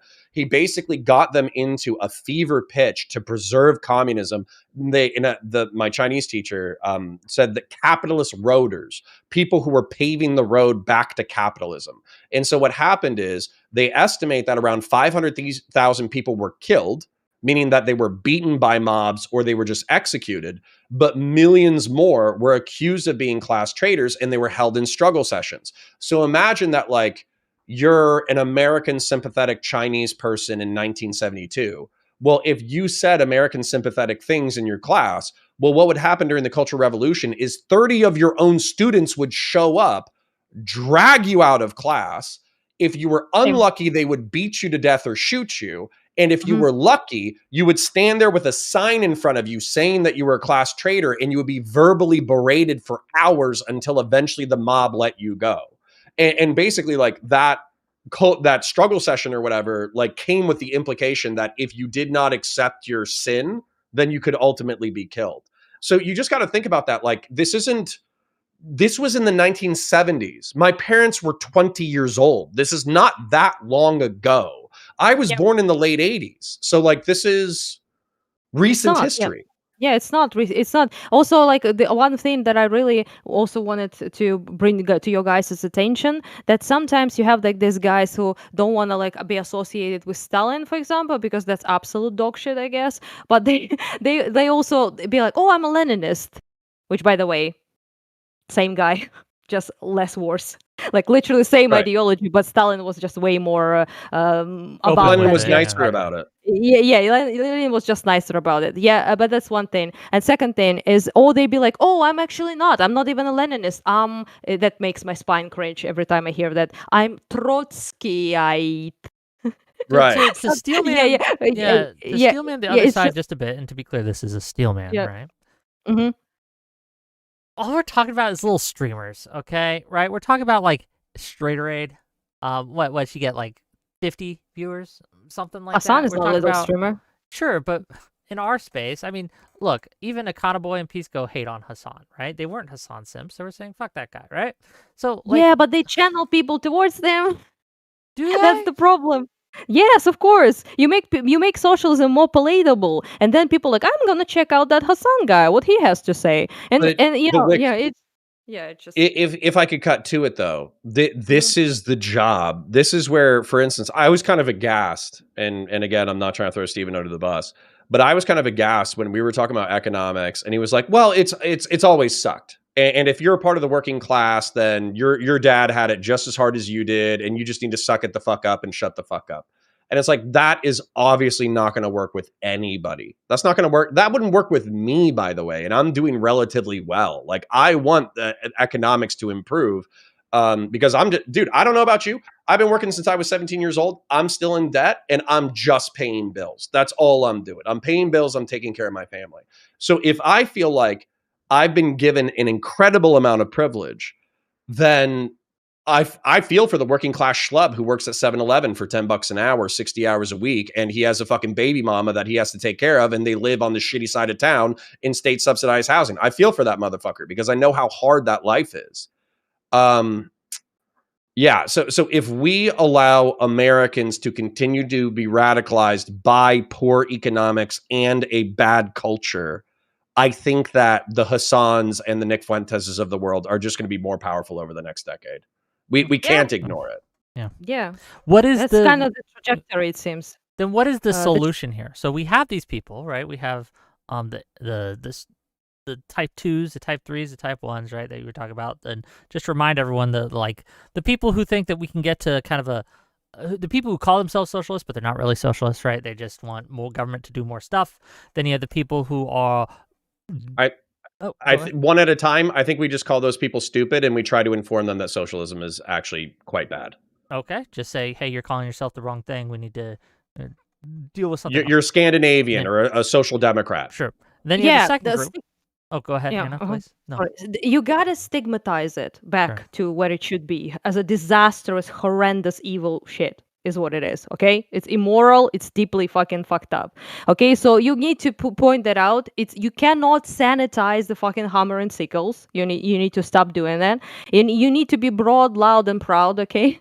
About how fucking awful that shit is, and need to call out people like Pisco and Cannabis as well that are doing the sanitizing work, which you did. I mean, I appreciate that obviously, but you cannot be like, those guys are not as bad, I guess, as like fascists and Nazis, so we shouldn't be like they're that hard on the rest. No, they're fucking vipers, okay? They're fucking vipers, and they want to use you, all of you, to get to their end and to radicalize more people, and they are getting radicalized. More people think Hassan is based basically daily, and that's it's a problem. It's a problem. Well, in Wick, if you were going to go to the next people, my solution would be for the libertarian socialists who actually believe in the decommodification of basic human need and workers owning the means of production, but they want to do it in a nice way. Yeah, they want the democracy way, right?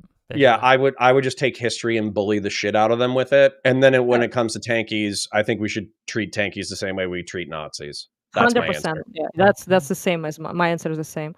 I will say though that the sanitization is crazy to me. Like as an Eastern European, I actually spoke with Loner Box about that, which it's not. I'm not throwing Loner Box under the bus at all. I super respect him, and we are friendly. And but he told me that one of the things that actually made him remove socialist label from himself was he had a beef basically with a lot of people before that, so he didn't agree with never was a Stalinist or Leninist simp or anything like that. But the Russian-Ukraine situation, like the invasion, how all leftists started sweeping for for Russia and for doing Soviet apologia. Can I just say that doesn't make fucking sense because the modern Russian state isn't even the Soviet Union. So it's like this.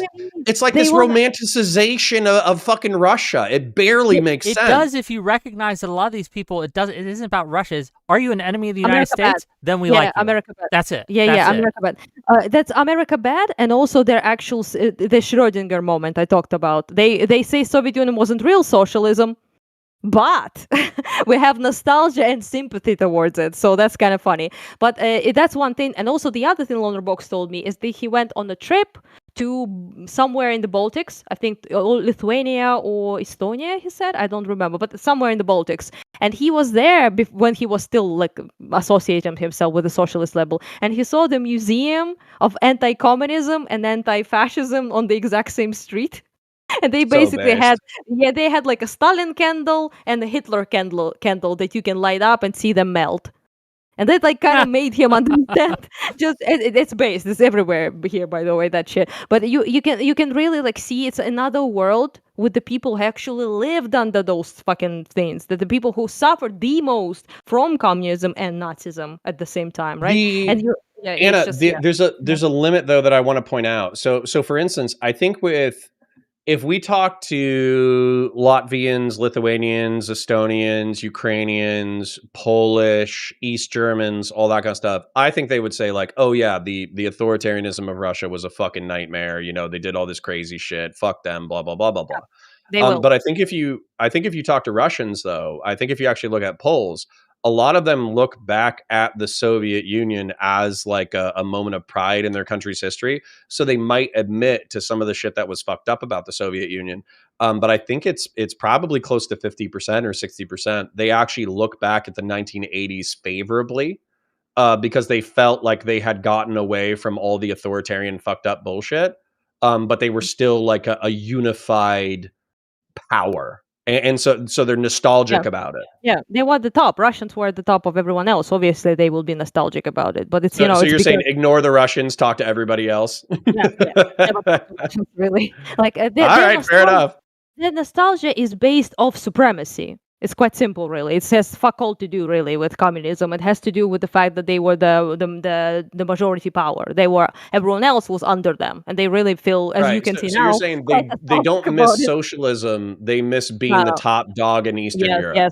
It's incredibly important for them to be in the top dog in Eastern Europe, and it still is really. So, and also they were like treated as a actual real main power, really, at the time, right? So the antagonism with the United States, being on the geopolitical, Mearsheimer shit, like basically being like the bipolar, like multipolar world order, bipolar. Yeah, bipolar world order. Yeah, that kind of shit is what they really miss. But people who suffered don't miss it. Anna, can you real quick? Can you DM me your email just because I have a couple of people in chat who are asking for your PayPal so they can help support your work? Yeah, of course, thank you. But on Twitter, is and okay? I also have a link Twitter's to her fine. Twitter in my YouTube description. So if you want to find it there, she posts her GoFundMe's and things like that all the time, right? Her fundraisers for the people in Ukraine, the soldiers in Ukraine who need equipment and things like that. And you can go find her there. $10 real quick from Audacity to say the Scandinavian system works mainly because of national hegemony and social obligation to the system. A lot of Scandinavians understand how fragile their systems are. You don't just quote unquote do socialism. That's another Somebody thing told me that. Oh, go ahead. Can I expand on that real quick? Please, Somebody please. said that there's some Scandinavian cultural thing. I don't know if it's Swedish. I don't know if it's Danish, but it's effectively like a cultural trope of like, you're not hot shit, so stop showing off, which I think is so funny because like Americans, like America, I forget who it was. It was some French guy, but he said like, America is a country of temporarily embarrassed millionaires.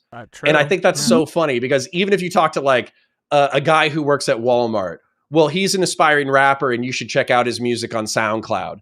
If you talk to a guy, who he's runs a 3D printer store, well, actually, he's doing all these 3D designs and he's going to become a millionaire by selling them on the internet. Talk to some guy who just got out of the military. He's an up-and-coming streamer. You should check out his stream and go check out it. Right, yeah, Whick or Counterpoints. But yeah, like everybody is a temporarily embarrassed millionaire, whereas in Scandinavia, they basically say, shut the fuck up, do your job, you're not that special, contribute to society, and go home.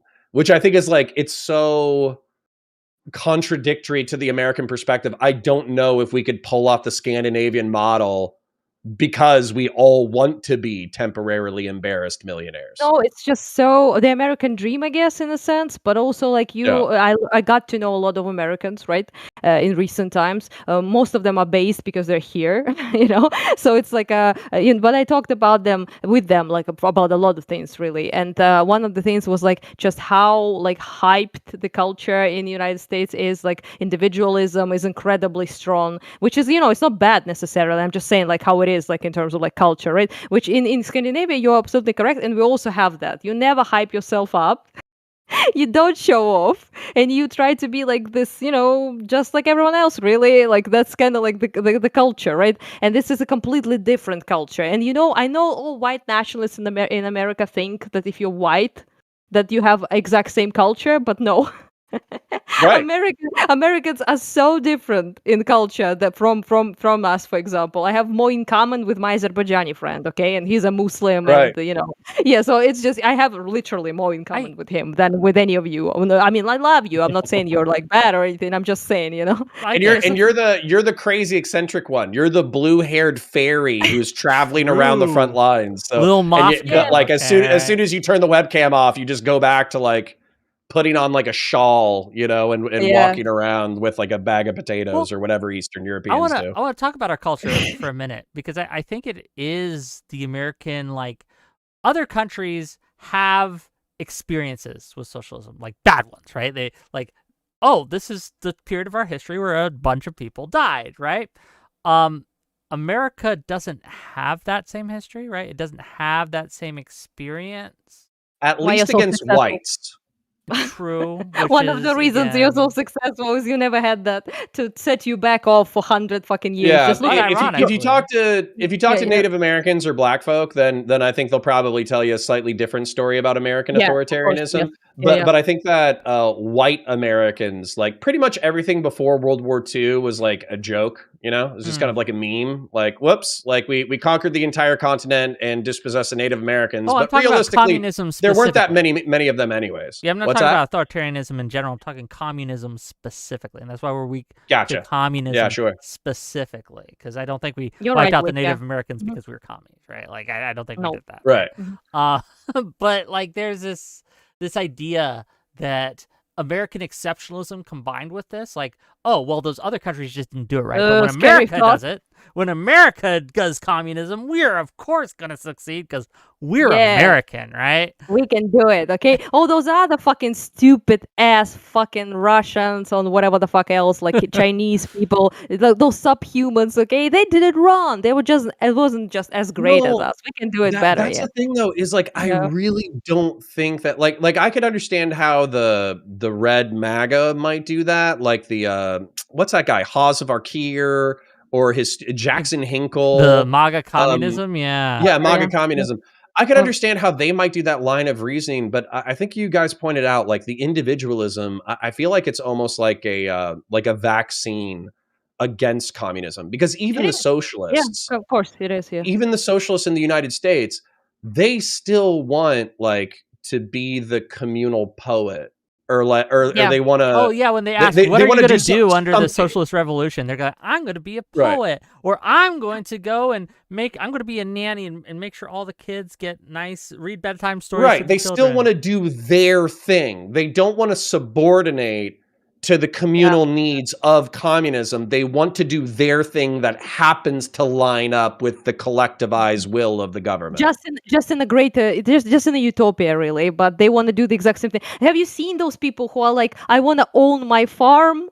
And I just want to like farm it's like my farm. What do you mean farm, right? You ain't gonna own shit, right? But, you ain't gonna own shit. You know what actually is gonna happen? Actually, like your version of NKVD will pop to your farm, take everything you own. Even if you don't like it, they're gonna shoot you in the face. That's what will happen. Well, I sympathize. So I can't help but think about Demon Mama, who is a retired Twitch and YouTube political personality. That's a name I haven't heard in a long time. But go on. Yeah, she got into a drama where one of her partners was doing something messed up, and then she kind of stopped about a year ago. But Demon Mama kind of described to me anarcho-communism, which is actually interestingly enough. So the whole point would be to start your commune, right? So you have 30 people and you meet the needs of the people there. You get your water, you get your food, you do this, you do that. And to encourage other people to be anarcho-communists. And so what would happen is through the culture, everybody would choose this lifestyle. And then eventually you would evaporate the need for the state because you'd already replaced all of their services through communal needs. Now, I think this is kind of crazy, but the thing about it is, I would encourage people to do that, but they fucking don't. Demon Mama was a goddamn streamer for like 2 or 3 years, and Vosh fucking believes in anarcho-communism, but he's a fucking fashion blogger now. He's a capitalist. He fucking wears Gucci. I do want to Like, jump on that. fuck? I do want to jump at that for a second because I think this. Look, I'm a proud liberal. I hate how the word liberal has been used and thrown around as an insult by left and right for years and years and years. Oh, you're a liberal. I'm a liberal, hard R liberal, capital L liberal. I am a liberal, and I'm proud to be so, okay? Because things like a commune can exist under liberalism. That can exist. Right. You can do it. No one's going to stop you. No one's going to prevent you. There will not be anyone showing up. Just pay your taxes. Yeah, as long as you pay your taxes, like you'll be fine. Like you'll be okay. I could not have my liberal utopian society under socialism or under any other ism out there. I could not do it. I would be prevented from doing so. If I wanted to own my private company and private business, my private stream, right?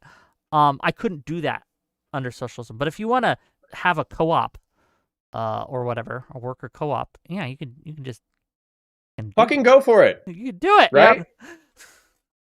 And that's the other thing too. So somebody brought this up as a joke, but I think it's true.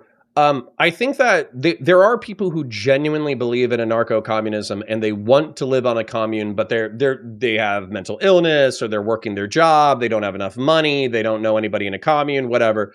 And so they have whatever excuses they have for not living this lifestyle. But I also think that there's dudes who just want to have sex with weird chicks. Yeah, it's you know what I'm saying? And so they come up with like, unfortunately I do, but go ahead. Yeah.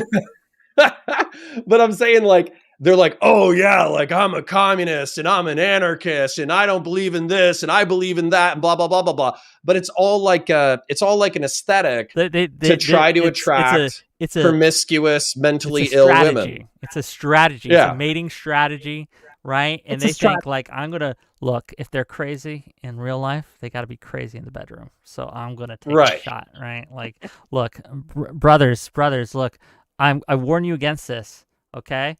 If you are trying to date a communist, just remember, it's not your girlfriend, it's our girlfriend. It's our girlfriend. Oh, okay? Kill me. They will absolutely fucking kill me. Seize the means of your reproduction. Okay, that's what's gonna happen. No, bro. Okay, I know we're fucking around. Fucking around, but actually, that was one of the funniest things about a commune that I watched. So there is a commune. I forget where it is, but Vice did a documentary on it. They had like 2 or 3 industries. They made like soap, they made hammocks, they made all that kind of stuff. And they used the profits to support the farm that they lived on. And then other people did the farm work necessary for them to grow a majority of their food. Then they went into town and they traded their food surplus for other food. And they also used the revenue from the industry that they had local in order to buy necessary supplies. So they ideally had like achieved the commune. But the thing that kept happening with the commune was there were some people who were sexual moderates who wanted to be monogamous, but that was viewed as kind of like selfish. And so there was always this pressure for people to be like communal with their sex habits. But then what happened was like the Giga Chads kept having sex with all the women. And then all the fucking Volcels and the incels got fucking furious because they didn't have as much sexual access to the women as the Giga Chads. And so that created like a new struggle. Class system. They eliminated a class system. Okay. They eliminated the fucking the class system, but then they had the new class struggle, which was the Chad versus the fucking incel. Yay! That's how it works, really. They call me the commune destroyer. Okay, they want to be that. If you wanted that, but you want to be that kind of like, in the animal kingdom, there's like this beta mega thing. Like, you gotta look after children of other men if you're like another Giga Chad in the community. That's Well, your no, own. Yeah. bro, but then they say shit like that where they're like, "Oh, well, if Chad like knocks up all the women, it's not a problem because we'll just raise the kids in common." And I'm just thinking to myself, it's like, isn't that just ripe for like abuse and neglect and Absolutely. all that crazy shit? But they say it works, so whatever. The incel proletariat, yes, that's True. what it is. Try make that work in a country of like I don't know 40 million people, and let's see how that Yeah, works. it doesn't scale. Well, that's Dude. another problem with these things. It doesn't scale. Probably, yeah, right? probably not gonna work. Yeah. It might Anyway, work. point is, No, go ahead, please. yeah. Sorry, it's just. I mean, we're memeing. It's a silly conversation, obviously, about the fucking sex cults and communes and all that. But in a broader sense, it's just it's just some people like I don't know that demon mama person, obviously. But it's streamer fantasy. It's like utopia kind of bullshit. Let's just keep I can hear you happening. now, though. Yeah. Wick, can you hear us both or no? Yeah, hold on. Okay. Yeah, Anna, I heard grandparents, but it was a little robot-y. Oh, did Yeah, we so go out at the same time? I think so, yeah, but I lagged off as well, I think, but now I'm fine, I think. Okay. I think. Okay. Yeah. We're back, So- gang. We're here. Go ahead, Anna. So let's just make this like a real life experiment. I never heard people say that for some reason. So for example, just to make it a short history lesson, like there was like serfdom in Russian Empire, and then when the abolition of serfdom happened, people started to have an ability to actually have something, like to own shit and not be owned by other people, right? So that became kind of like cool, that was like a big moment in history of Russian Empire. And then there's such a thing as a wealthy peasant happened, which was peasantry still, but they had their own like little farm. They have like their own cows. They have their own like. Was that the kulaks? Kulak, yeah, they were called in Soviet Union then kulak. It was a pejorative, really, but doesn't matter now. So that kind of what happened, and then they even started paying other people to work on their farm, which was a huge fucking improvement of not being paid at all as a serf. But then Soviet Union, the communism and everything happened, and the revolution happened since 1917, the Red Terror period started happening, and the whole like shake them and take everything their own thing happened, because kulaks were declared to be the bloodsuckers, the people who use and abuse others and all of that, right? And that was used as by the way, very similar to Hassan's language, so not that big of a difference now. And in that sense, that what happened was that they started taking away that what people say, like you take away everything you own. Basically, it's now public. It's not yours anymore, so it's publicly owned, right? And people didn't agree to that. They fought. Yeah. They started killing millions of their cattle to starve, but not give it to the government, but not give it to the Bolsheviks, right? So imagine that resilience that was happening. They killed millions of people, and they also sent them to camps. They did all sorts of things, labor camps, right? So that people back in the day fought so hard against this while they owned a cow, okay? Right. Imagine how do you want to make these people in the modern era that own a fuck ton of shit? Phones, apartments, fucking PlayStations, a shit ton of clothes, insane amount of things we now have access to. How do you make them not own like their own house? I don't think that that's not so much what I'm worried about. And I think that the communists would do like they would do like, oh well, we differentiate between private property and personal property. That's probably the first thing they would hit you with. But my fear is actually not so much that I think the authoritarian left is actually going to succeed, because I think you're right. I think capitalism is so powerful, so wealthy, particularly in the United States, that people, as soon as the air conditioning goes down in the South, nobody's going to want to fight a war anymore. We are so used to air conditioning. Nobody wants to fight a war without air conditioning. Conditioners meme. That's true. Yeah, no, I'm serious. Like, dude, if you asked me to go fight outside right now, I would tell you to fuck yourself, because it's like 90 degrees. Like, I'm not walking around in that shit. It's fucking awful. But anyways, memes aside, the rich people problem. What I know, what scares me though is that the left goes so far on the progressive socialist apologia bullshit that it justifies the center and the center right to keep going right and to keep supporting MAGA. And That's MAGA, true. in Yeah. my opinion, has been a fucking disaster for this country. Like Absolutely. 14 million dead overseas through dengue, cholera, malaria, and AIDS. That's shit. We can't fucking put the toothpaste back in that tube. That's done. And Yeah. then also fucking over Ukraine. Can't take that back. You know, we kind of fucked you guys over pretty good. And then also when it comes to the American economy, we still don't know if the American economy is resilient enough that it's going to be able to weather the storm of Trump's stupidity. But there's also like a chance, I don't know how big the chance is, that in 3 to 6 months, we're going to realize that we have left tons of food to rot in the fields and that we've deported a vast majority of our agricultural workforce. And we're going to see price shocks in construction and agriculture.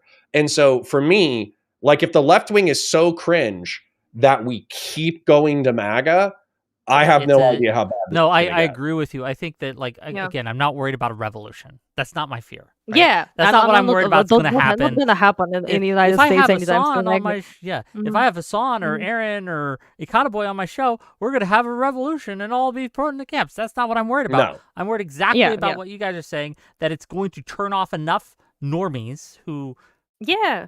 are stigmatized to socialism for good reason, right? And it's going to be like, well, I don't want that. And I want to my goal, my advocacy, right? What I'm trying to do with my content, at least this week, okay? We're having a very special anti-communism week, and I'll tell you all about it soon because we are wrapping up here, and I do need to go, and we need to let these hostages free from the show because they got things to do, right? But what I'm trying to do is I want to disassociate, as much as I am able, the Democratic Party from socialism and communism. and the Yes, that's what tankies. I want. Absolutely. As far as possible. I want to make it clear to all and sundry that these people are they're not part of our team. They might work with us on an issue here and there, like free healthcare or whatever, but they're not. Democrats are not socialists. And if you call yourself a socialist, you're not a Democrat. I'm sorry. And I don't know. People say, well, you're closing the tent. You're making it smaller. No, I'm not. I'm simply making sure that we don't have this weight around our neck that's dragging us down. That's what I'm doing. I'm taking a weight off of our neck. I am healing a wound that we have self-inflictedly made. But anyway, go ahead. Connor, you want to say something? Go ahead.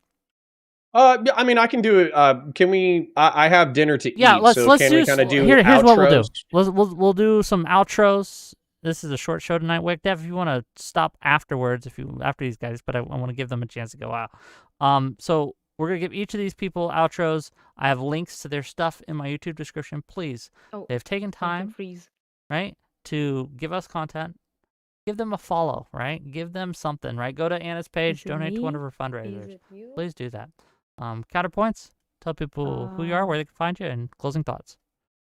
Yeah, so I'll do closing thoughts first. So closing thoughts. I'm not worried about Hassan Piker becoming the face of the Democratic Party, but I am worried about him doing enough damage that he might as well be. And did we lose her? We lost UkrianianAna. I hope not for a bad reason. Yeah. She's back. But all I was going to say was in reference to Hassan Piker, like him going on NPR is a normalizing force. Yeah. Him going on to New York Times is a normalizing force. Him getting interviewed like he's the Joe Rogan of the left is a normalizing force. And so I am worried in that regard that it will do so much damage to normal Democrats that effectively people will vote for MAGA in spite of MAGA's delusions and sociopathy. I mean, the president is pretty much like, it should be the easiest win in the world. Donald Trump is not releasing the Epstein files because he's all fucking over them. You could literally just call the president a fucking pedophile right now, and any MAGA simp, you can call them a pedophile too. This should be the easiest election in American history, and for some reason it's still close. And I think it's because the left has gone too fucking far, and they need to appeal to moderates and normies. Anyways, that's my closing thought. If you thought that anything that I said was interesting or funny or cool or weird, then I invite you to follow me at Valor Media Network, VALOR, Media Common Spelling Network, Common Spelling. Also, Counterpoints Politics. You can type those into the search bars. You'll find me there. Subscribe, come over, hang out in the chat, and I'll try to white pill you and make you a better person. I really appreciate you coming on, Connor. It was fun. It's been fun having you on my show. This is the third time in as many weeks. Really Yeah. good guy. Check him out, gang. He's great. Anna, you with us? Uh-oh. Uh-oh. Did her voice screw up? I don't know if she's here. She's saying she's asking if it's her internet that died or mine. I think it's hers because I'm still Okay. alive. I will tell you, gang. Go check out UkrianianAna. Check out her stuff. She does fundraisers all the time. I linked to her Twitter where you can find those. Follow her Twitter. Donate to that. Even if you don't give like me or Connor money, that's fine, right? But the people who are fighting for their homelands in Ukraine do need support. Please go support them. Gang, what do we got coming up this week? So tomorrow, we're going to do the Whick and Tolly show, and Hutch is going to come on the Whick and Tolly show. And we're going to talk about the horseshoe effect and normalization. And we're probably going to talk about the little stunt Econo Boy did on Live and Learn today. That might come up. On Thursday, Econo Boy's coming on the show with Destiny.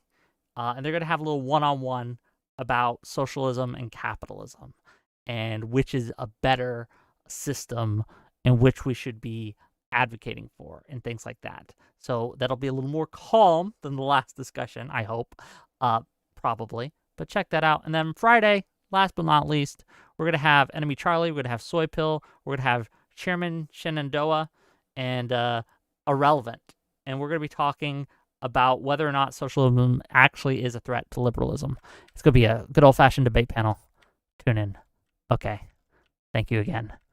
Bye-bye. Good night, bud. Bye. Anna, can you hear us now? Hello? Oh, Can you hear me? great. I can hear you now. I gave you an outro because I wasn't sure you were coming back, but give your outro since you're here. Yeah, give me a sec. Connor left, yeah? Yeah, he had to go, and we weren't sure if you Uh, were. Hey. Yeah. Everything Oh. good over there? I mean, I'm sorry, I don't know what the hell happened. Yeah, something like I thought it was like you at first, and then I think it's me. Like, who knows, really? I don't know. I couldn't see like your cameras at first. It like freeze off, and then there was like this moving thingies instead of you. So yeah, and then I like turned off and tried to connect again because that's the woman method of fixing things. You just Well, it turn them worked. off, you turn them off, and usually it helps. Yes. Well, I wanted to say bye to Connor, but whatever, it Sorry. happened. My outro be that I basically this whole thing was really not me trying to sufficiently scare people off. I guess I could have read a bunch of like horrible shit that I had on my phone about what the fuckers did in the communists. I mean, but you really need to, I guess, firstly educate people on how fucking horrible everything was, and that you don't have those like confused Pikachu surprised face when you say that communists were not no better than Nazis, and people are absolutely like gobsmacked as if it's some sort of revelation, which it's not. And you need to stigmatize that shit, and you need to call out all of that garbage from your from your camp. And I hope you will stop scaring off fucking normies with that, because I am not American. I don't really know how many things work there, and I'm not gonna claim that I do. But if I was now currently like in the United States, and I would be like, I either vote for this fucking MAGA or for like a borderline terrorist supporter, Commie sympathizers over there. So who do I pick? I probably would just not go vote. That's probably what I would do, and I feel like that's a lot of what people did during those elections, right? Because so many people, yes, went to vote for Trump, but it wasn't, I believe, substantially bigger, if I'm not wrong, right, than previously how many people there went to were vote. more votes from 2020 to 2024, I believe, but a lot of people stayed well for Trump specifically. But a lot of people, like, there were less total votes. A lot of people stayed home.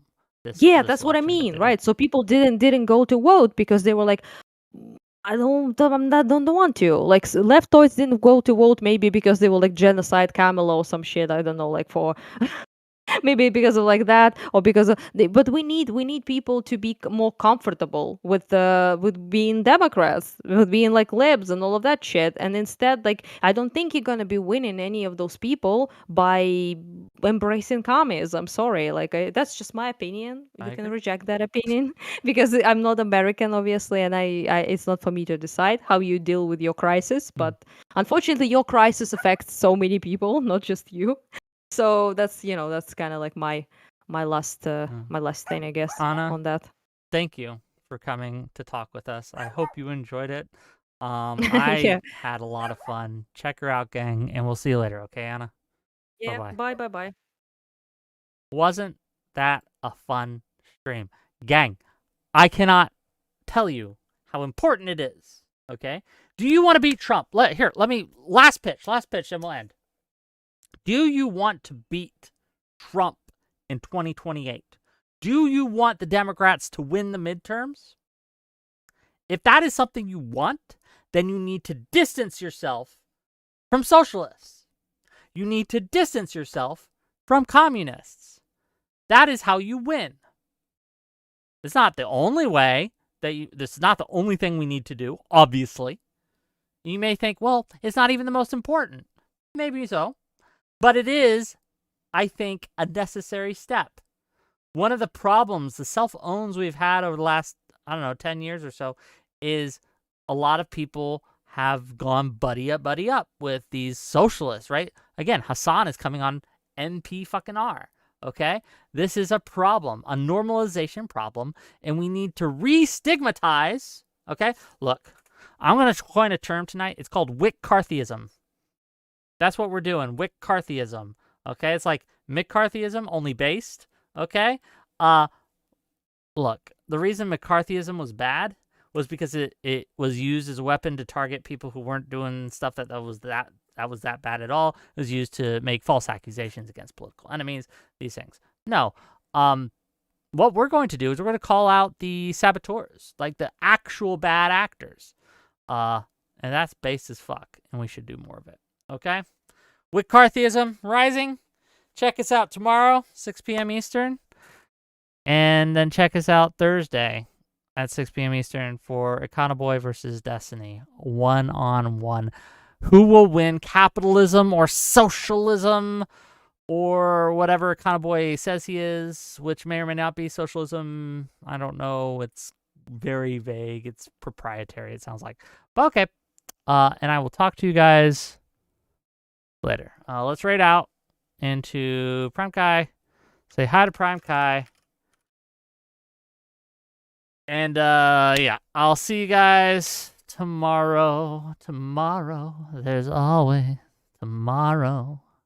You're only a day away.